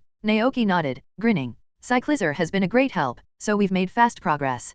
Cora glanced at Cyclizar and nodded in understanding. "I see. Give me a moment." She disappeared into the house, returning with measuring tools and an adult Cyclizar. "All right, let's go to your ranch," she said. "I need to survey the area and choose a suitable location. Once we decide where to build the chicken coop, I'll bring my team tomorrow morning to begin construction." "Okay," Naoki agreed, mounting Cyclizar and leading the way. Cora followed on her cyclizer. About half an hour later, they arrived at the ranch. From a distance, Naoki spotted Koraiden waiting for him at the entrance of the ranch. The legendary Pokemon had been lying on the grass, bored, but upon seeing Naoki, it jumped up excitedly. Cora also noticed the Pokemon, a creature unlike any she had seen before. "Is that yours too?" she inquired, her curiosity piqued.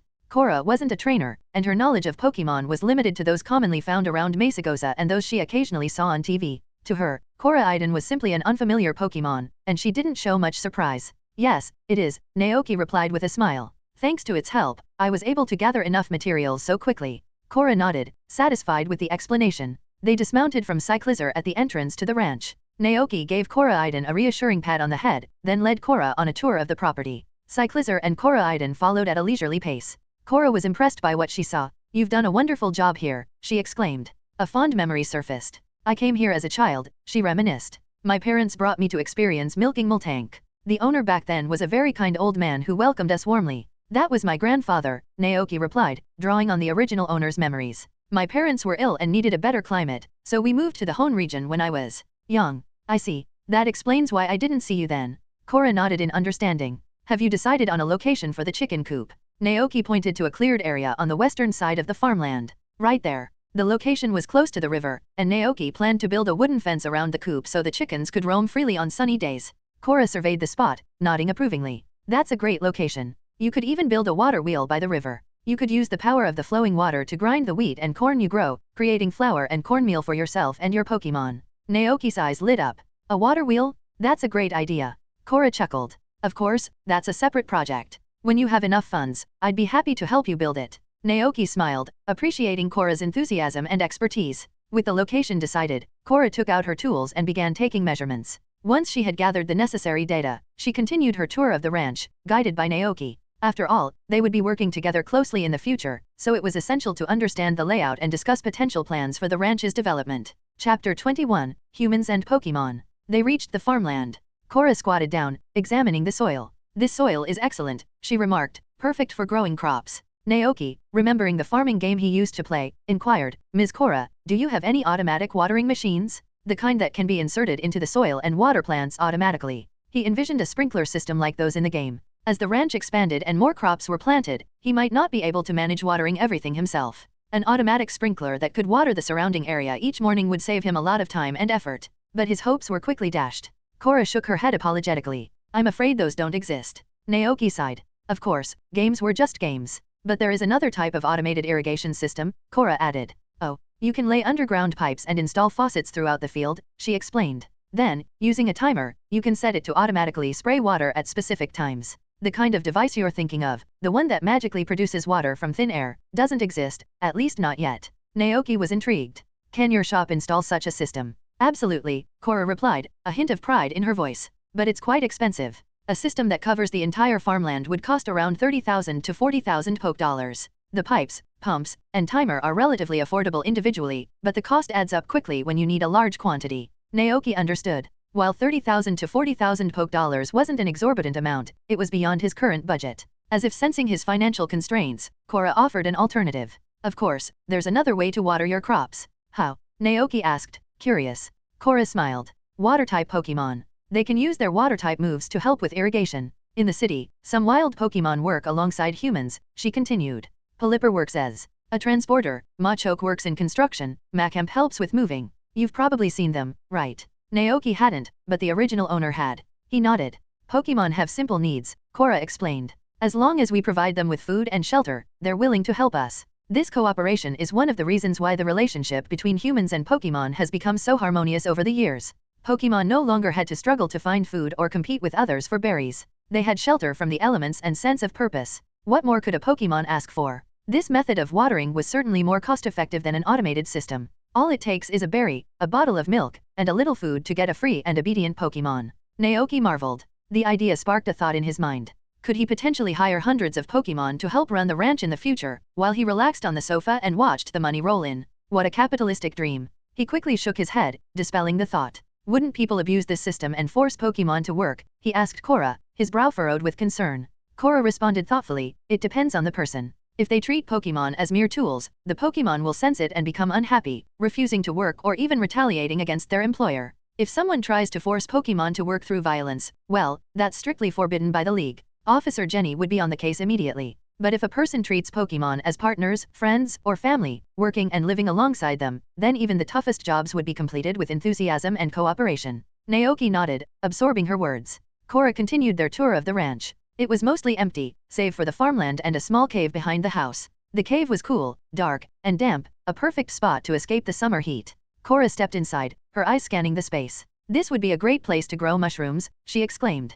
Naoki had been thinking the same thing. As it happens, I have a mushroom cultivation kit, Cora continued. If you place it in a damp, dark environment, you can harvest fresh, edible mushrooms every day. Would you be interested? It's not expensive, only 5,000 poke dollars. 5,000 poke dollars. The price was indeed reasonable. If he could grow his own mushrooms, he wouldn't have to travel into town to buy them. Naoki nodded eagerly. He would buy it. Cora smiled. All right, I'll bring it with me tomorrow when I come with the construction team. Thank you, Naoki replied. Cora nodded and, seeing that it was getting late, bid Naoki farewell and rode her cyclizer back to town. The next morning, Naoki was preparing breakfast when he heard the rumbling of a truck engine outside. He stepped out to see a truck laden with tools parked in front of the ranch. Cora hopped out, followed by her cyclizer and a construction crew. Good morning, Naoki. Cora greeted him. Good morning, Ms. Cora. Naoki replied with a smile. We're ready to start construction today, Cora said. It should take about 3 days. Feel free to leave it to us. Will do. Despite her assurance, Naoki couldn't help but be curious. He grabbed a sandwich, joined Cora Iden and cyclizer under the eaves, and watched the construction team get to work. Under Cora's direction, construction workers unloaded the wood and stone Naoki had prepared. Cora then carried several wooden boxes filled with soil to the cave behind the house. These are the mushroom cultivation kits, she explained. Just place them in the cave, and mushrooms will grow on their own. I'll get these set up first. Thank you, Naoki replied.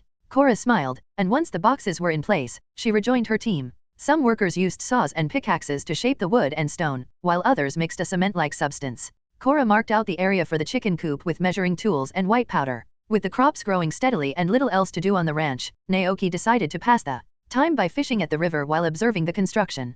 Cora Iden, seeing him with the fishing rod, eagerly wanted to use collision course again, but Naoki quickly stopped him. Cora Iden looked at him, puzzled. Don't worry, Naoki explained, I'm just fishing for fun this time. He would have plenty to do once the chicken coop was finished. And, thanks a bunch for the awesome reviews, everyone. They really keep me pumped to post more. And hey, if you've got any extra power stones lying around, I won't say no. Chapter 22, Culinary Experiments. While Cora worked on the chicken coop, Naoki decided to experiment with some unique cooking methods. He wanted to try recreating the grass cake from the game, a dish said to magically alter the quality of crops. But could grass really be used for cooking? Naoki stood in the kitchen, rolled up his sleeves, and gathered his ingredients, the fresh green grass that Cora Iden and cyclizer had collected, some washed stones, and a piece of iron with a metallic sheen. He knew that Pokemon had diverse diets, with some eating meat, eggs, milk, and vegetables like humans, while others consumed grass, rocks, metal, emotions, or even souls. He was determined to give it a try. Limited by his kitchen tools, he couldn't make an actual cake out of grass.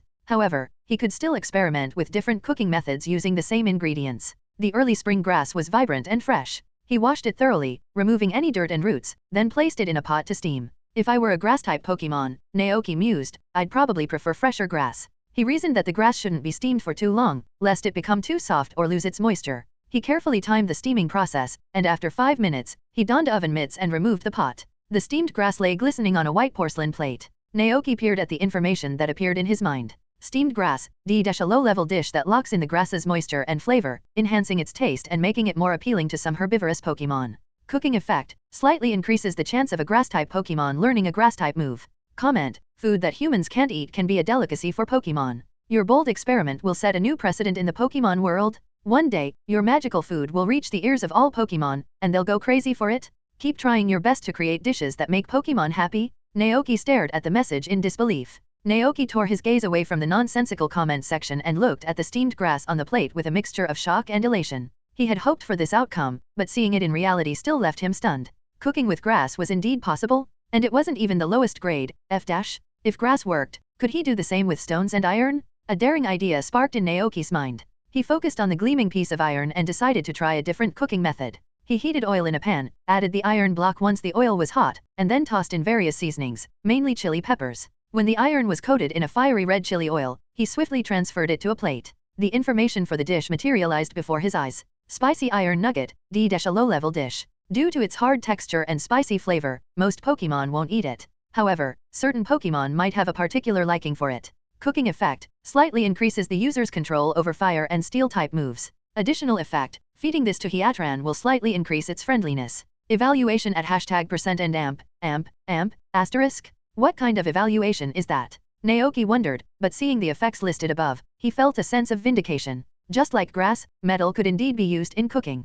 Perhaps even the ordinary stones found on the roadside could work. After all, Pokemon like Onix and Rhyhorn thrived on rocks. But what surprised Naoki the most was the additional effect of the spicy iron nugget, increasing Heatran's friendliness. Heatran was a legendary Pokemon from the Sinnoh region, linked to ancient myths. According to legend, the creator god Arceus had created the world and, to provide it with material and spiritual foundations, created Dialga, the Pokemon that controls time, Palkia, the Pokemon that controls space, and the three lake guardians, Uxie, Mesprit, and Azelf, who resided in another dimension, bringing emotions, wisdom, and willpower to the world. Heatran was born during this process. In ancient times, when Dialga and Palkia clashed, fragments of their power fell to earth, becoming the adamant ore. But Heatran should be in the Sinnoh region, right? Naoki pondered, deep in thought. According to the game, Heatran could also be found in the Hoenn region, in addition to Sinnoh. But traveling to either region and even pinpointing Heatran's exact location was impossible for Naoki at the moment. With a tinge of regret, he glanced at the spicy iron nugget. He turned and offered it to Koraidon and Cyclizar, teasing, "Want to try this?"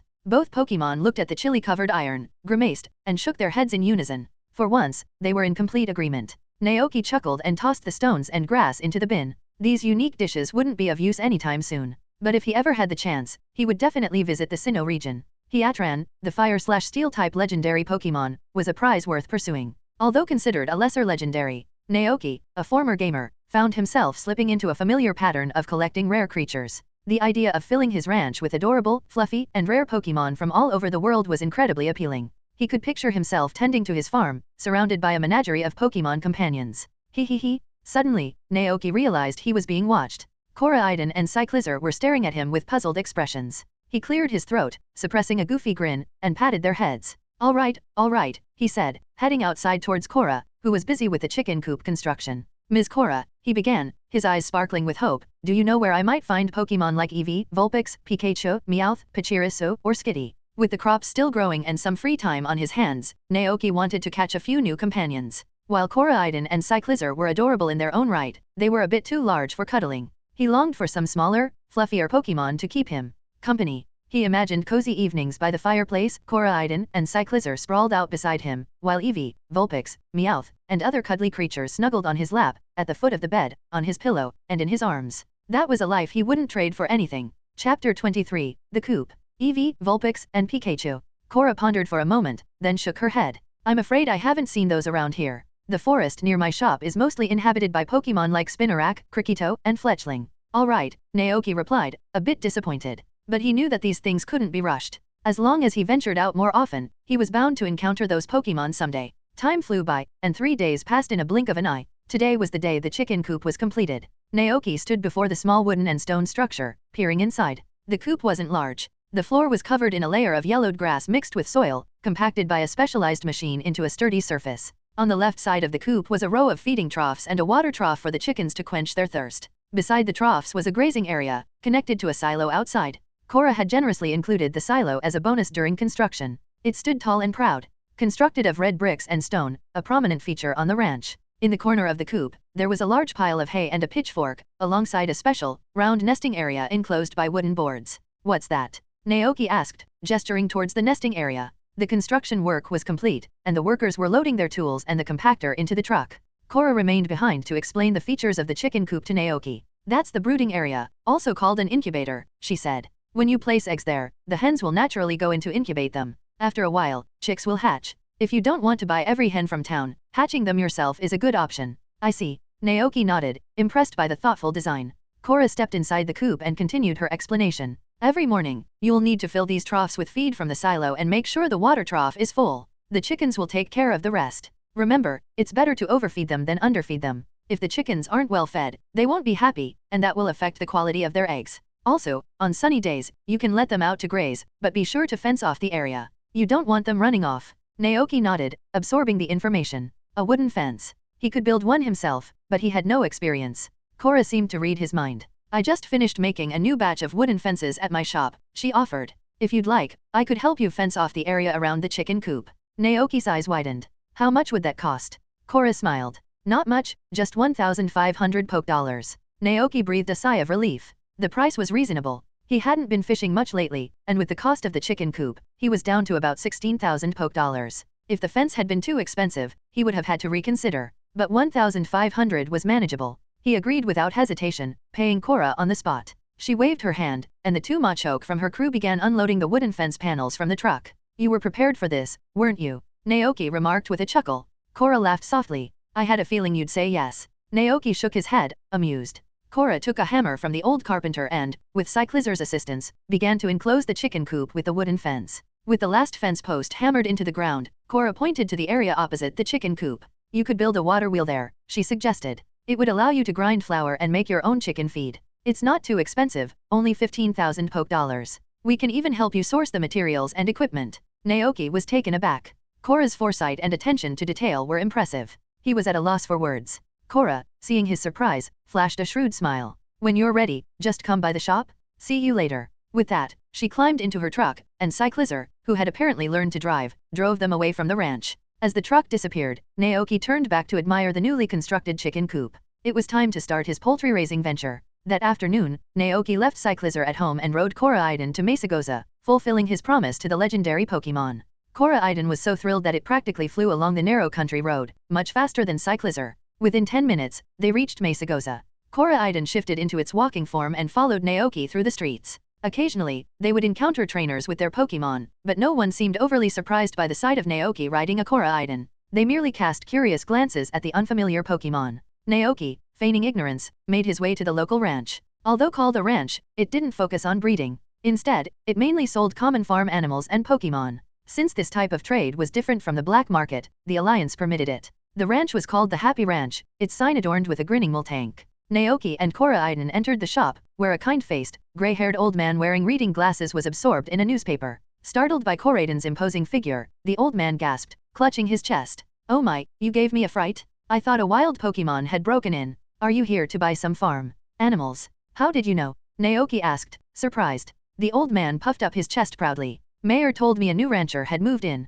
I had a hunch it might be you. Naoki nodded. That's right. Haha, the old man chuckled. Looks like I was right. He folded the newspaper and stood up, gesturing towards the back of the shop. Well then, follow me to the ranch out back. Let's see what kind of animals and Pokemon you need. Stepping through the back door, they entered a spacious area enclosed by glass walls. It resembled the backyard of Professor Oak's laboratory in the anime, complete with a meandering river, lush grass, shady trees, a cozy cave, and a tranquil lake. Several Pokemon roamed freely, playing in the grass or relaxing in the shade. Naoki's eyes scanned the scene, silently identifying each one: Multank, Wooloo, Fletchling, Roly-Poly, Karkle, and Vanillite. These were all Pokemon suitable for raising on a ranch. The kind-faced old man, his back slightly hunched, led the way, introducing Naoki to the various Pokemon and animals on Happy Ranch. I raised these youngsters myself, he said proudly. They're all healthy and have excellent temperaments. They're just waiting for a new home on a loving ranch. Indeed, the playful Pokemon looked at Naoki with curiosity as he followed the old man. Naoki's eyes were drawn to a group of Roly-Poly clustered around a Karkle.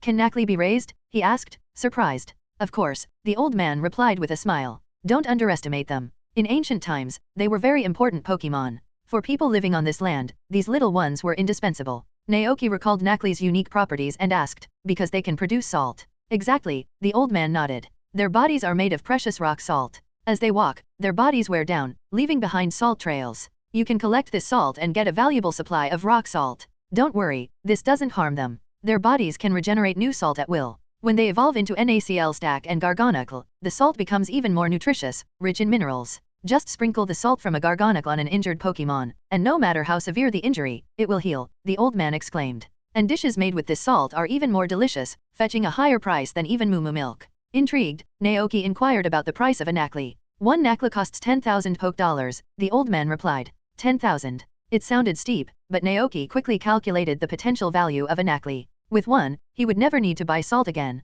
He could use it for his own cooking, sell the excess for a profit, and even use the salt for healing injured Pokemon. It was a worthwhile investment. However, for Naoki, who was still financially constrained, the price was a bit too high at the moment. He sighed inwardly, fingering the bills in his pocket. He would have to wait until his crops were harvested.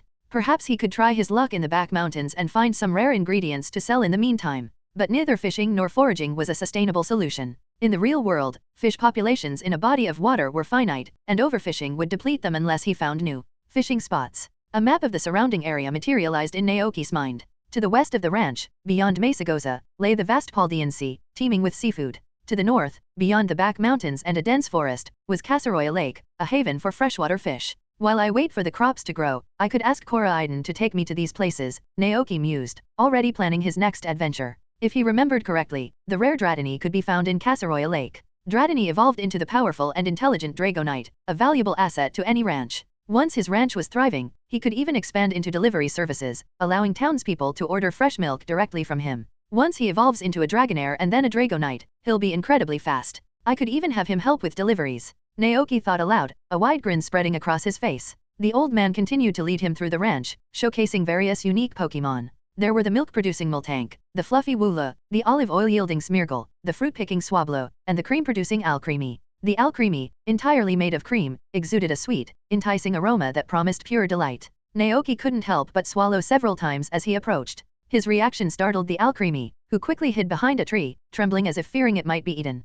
The old man chuckled. "Don't be afraid, little one," he soothed. "This is the new rancher in town." Reassured by the old man's words, Alcremie slowly emerged from its hiding spot. The old man smiled and explained to Naoki, Alcremie are very special Pokemon. There are currently 63 confirmed forms, each producing a different flavor of cream. This one here makes vanilla cream, but there's another that makes caramel cream. Naoki's stomach grumbled at the thought. After completing the tour, they returned to the front desk. The old man pulled out a price list from a drawer. "Let's see what kind of animals and Pokemon you'd like to buy," he said. Naoki scanned the list, noting the prices for each Pokemon. Ordinary animals, Rooster 600, Hen 800, Duck 800.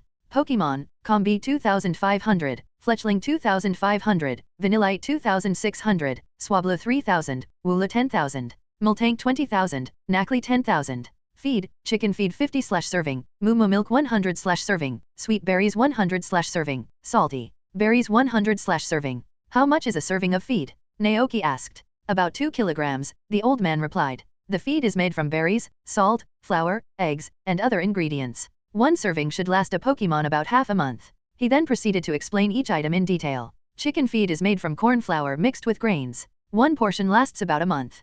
Cow and sheep feed is simply dried grass. Multank and Wooloo don't eat much, so one serving lasts them about half a month, the old man explained. Combi and Swablu, on the other hand, don't need you to provide food. Just give them a place to stay, and they'll find their own food. Swablu will even bring back various fruits and berries for you. Combi are different. They live in hives, and raising them requires a flower field on your ranch. Once you have a flower field, they'll collect nectar from it every day and bring it back to the hive to make honey. Naoki nodded, absorbing the information. I currently have about 14,500 poke dollars left, he said, enough to buy 10 hens and a rooster. That had been his original plan, with the remaining money for groceries. But now, looking at the Pokemon around him, he decided to change his strategy. He would reduce the number of hens and purchase an Alcremie and a Smoliv instead. Alcremie could produce cream, which he could use to make grass cake, and Smoliv could produce olive oil, saving him money on fuel. That would leave him with 9,400 poke dollars. All right, I'll buy 3 hens, a rooster, 4 servings of chicken feed, and 3 servings of sweet berries. The remaining money would be saved for emergencies. So, 3 hens, a rooster, an Alcremie, and a Smoliv, Naoki confirmed. The old man smiled and nodded. Very well. I'll have someone deliver them to your ranch. Later today, Naoki began to explain the ranch's location, but the old man stopped him. No need, he said. I know where it is. Naoki was surprised. Oh, the old man smiled wistfully. Your grandfather and I were friends. I often visited him when he was alive. I even held you in my arms when you were a baby, though you probably don't remember. I see, Naoki replied, a warm feeling spreading through him. The old man then squatted down and rummaged under the counter, emerging with a clear glass jar. He handed the glass jar to Naoki. This is rock salt produced by a gargonacle. Take it back and try it. Naoki examined the jar, filled with fine pink salt.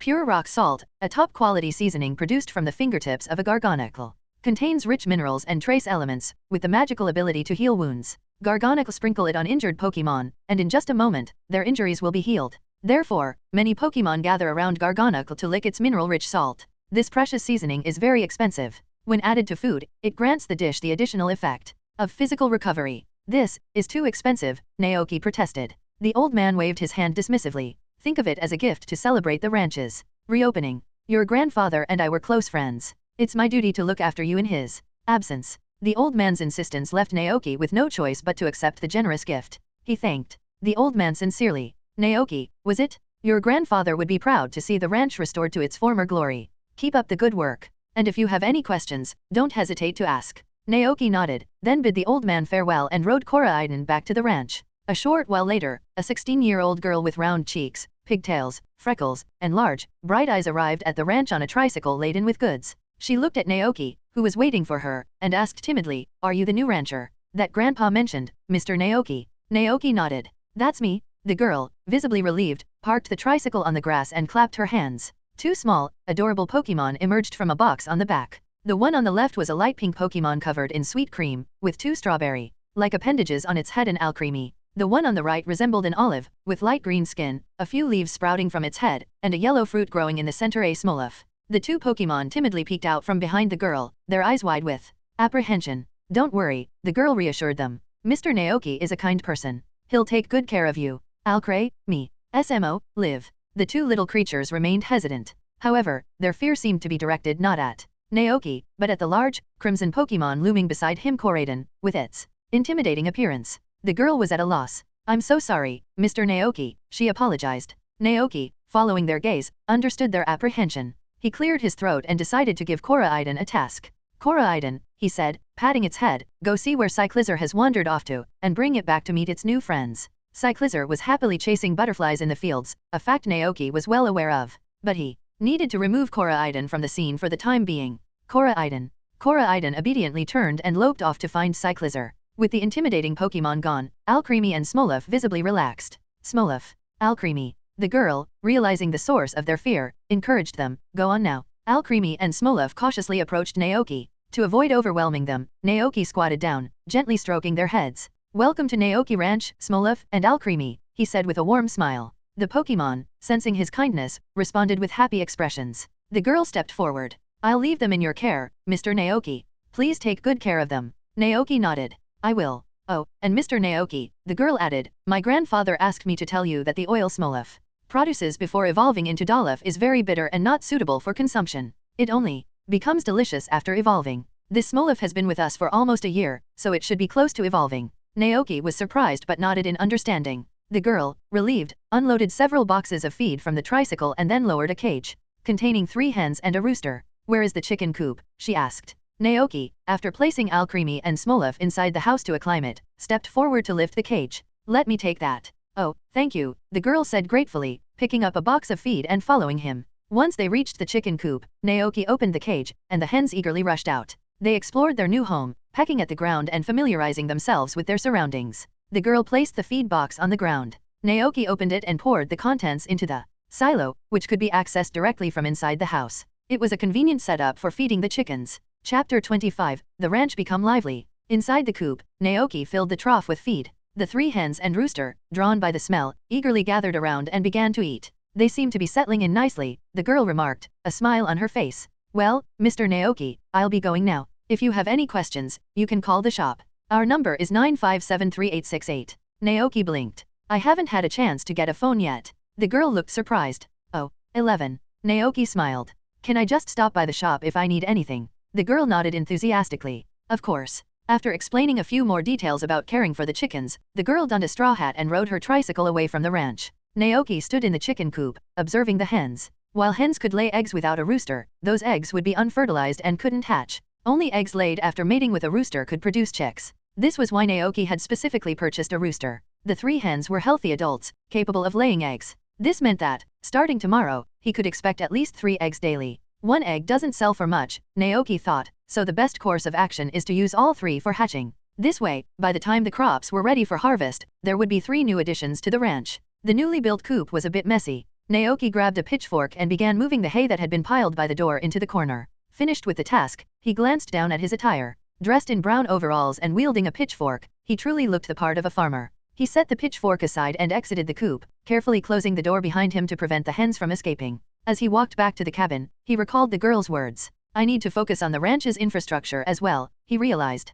Things like a telephone, television, record player, and computer. A phone would allow him to connect with people in town. A television would keep him informed about news and events. A record player could provide entertainment, perhaps playing a soothing melody on rainy days when he couldn't work outside. And a computer. It would enable him to quickly search for information and even communicate with people in far-off regions like Kanto, Johto, Hone, and Alola. But based on the original owner's memories, these items were not cheap. For now, he needed to prioritize food and shelter for himself and his Pokémon. Still, he was determined to build a better future for himself and his ranch. As he approached the cabin, he saw Koraidon and Cyclizar had returned. Opposite them stood Alcremie and Smoliv, trembling with fear. Upon seeing Naoki, the two smaller Pokémon scurried behind him, clinging to his legs and peering out from behind him with wide eyes. Naoki was puzzled.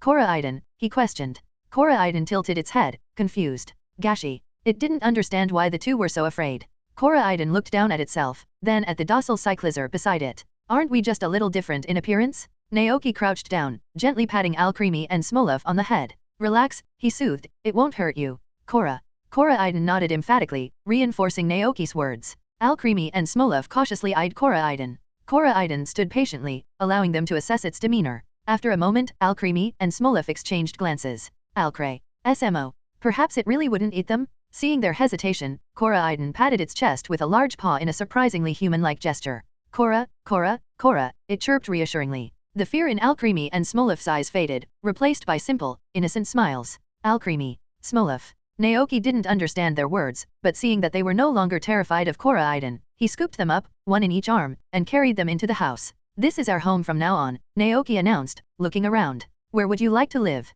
He wanted them to choose their own spots. Alcremie and Smoliv understood. They scanned the room, assessing their options. Smoliv quickly made its decision, choosing the windowsill above Naoki's desk. It was a sunny spot with a gentle breeze, ideal for a grass-type Pokémon that relied on photosynthesis. Naoki nodded, placing Smoliv on the windowsill, then turned to Alcremie. How about you? Alcremie's eyes darted towards the cupboards in the kitchen area, a spark of excitement igniting within them. Alcremie, it exclaimed, pointing with one of its sweet-tipped appendages. The cupboard? Naoki asked, raising an eyebrow. He walked over with Alcremie in his arms and opened the cupboard door, revealing the fruits and various seasonings stored inside. Alcremie hopped in on its own accord, quickly finding a small nook in the corner to hide. Alcremie. This was perfect? Okay, Naoki replied, a little surprised. He had initially thought the space might be too cramped for Alcremie, but then he considered the fairy type's nature. Perhaps it preferred small, enclosed spaces for a sense of security, especially since its sweet scent often attracted attention from other Pokémon. Not bad, Naoki mused, inhaling the faint, sweet caramel aroma that wafted from Alcremie. His mouth began to water, he hadn't had a sweet treat in a long time. A sudden urge to lick Alcremie washed over him, but he quickly pushed the thought aside. After settling Alcremie in its new home, Naoki turned his attention to Smoliv. He looked at the slightly bare windowsill, a thought forming in his mind. Something was missing. Grass-type Pokémon needed soil and water, in addition to sunlight. A flower pot? Naoki remembered an empty pot in the shed behind the house. He quickly retrieved it, rinsed away the dust, and filled it with soft soil from the farmland. He placed the pot in front of Smoliv, who immediately brightened up. It hopped into the pot, burying its little feet in the soil, and then basked lazily in the sunlight. You'll like it here, Naoki said with a gentle smile, placing the pot on the windowsill and opening the window to allow a breeze to flow through.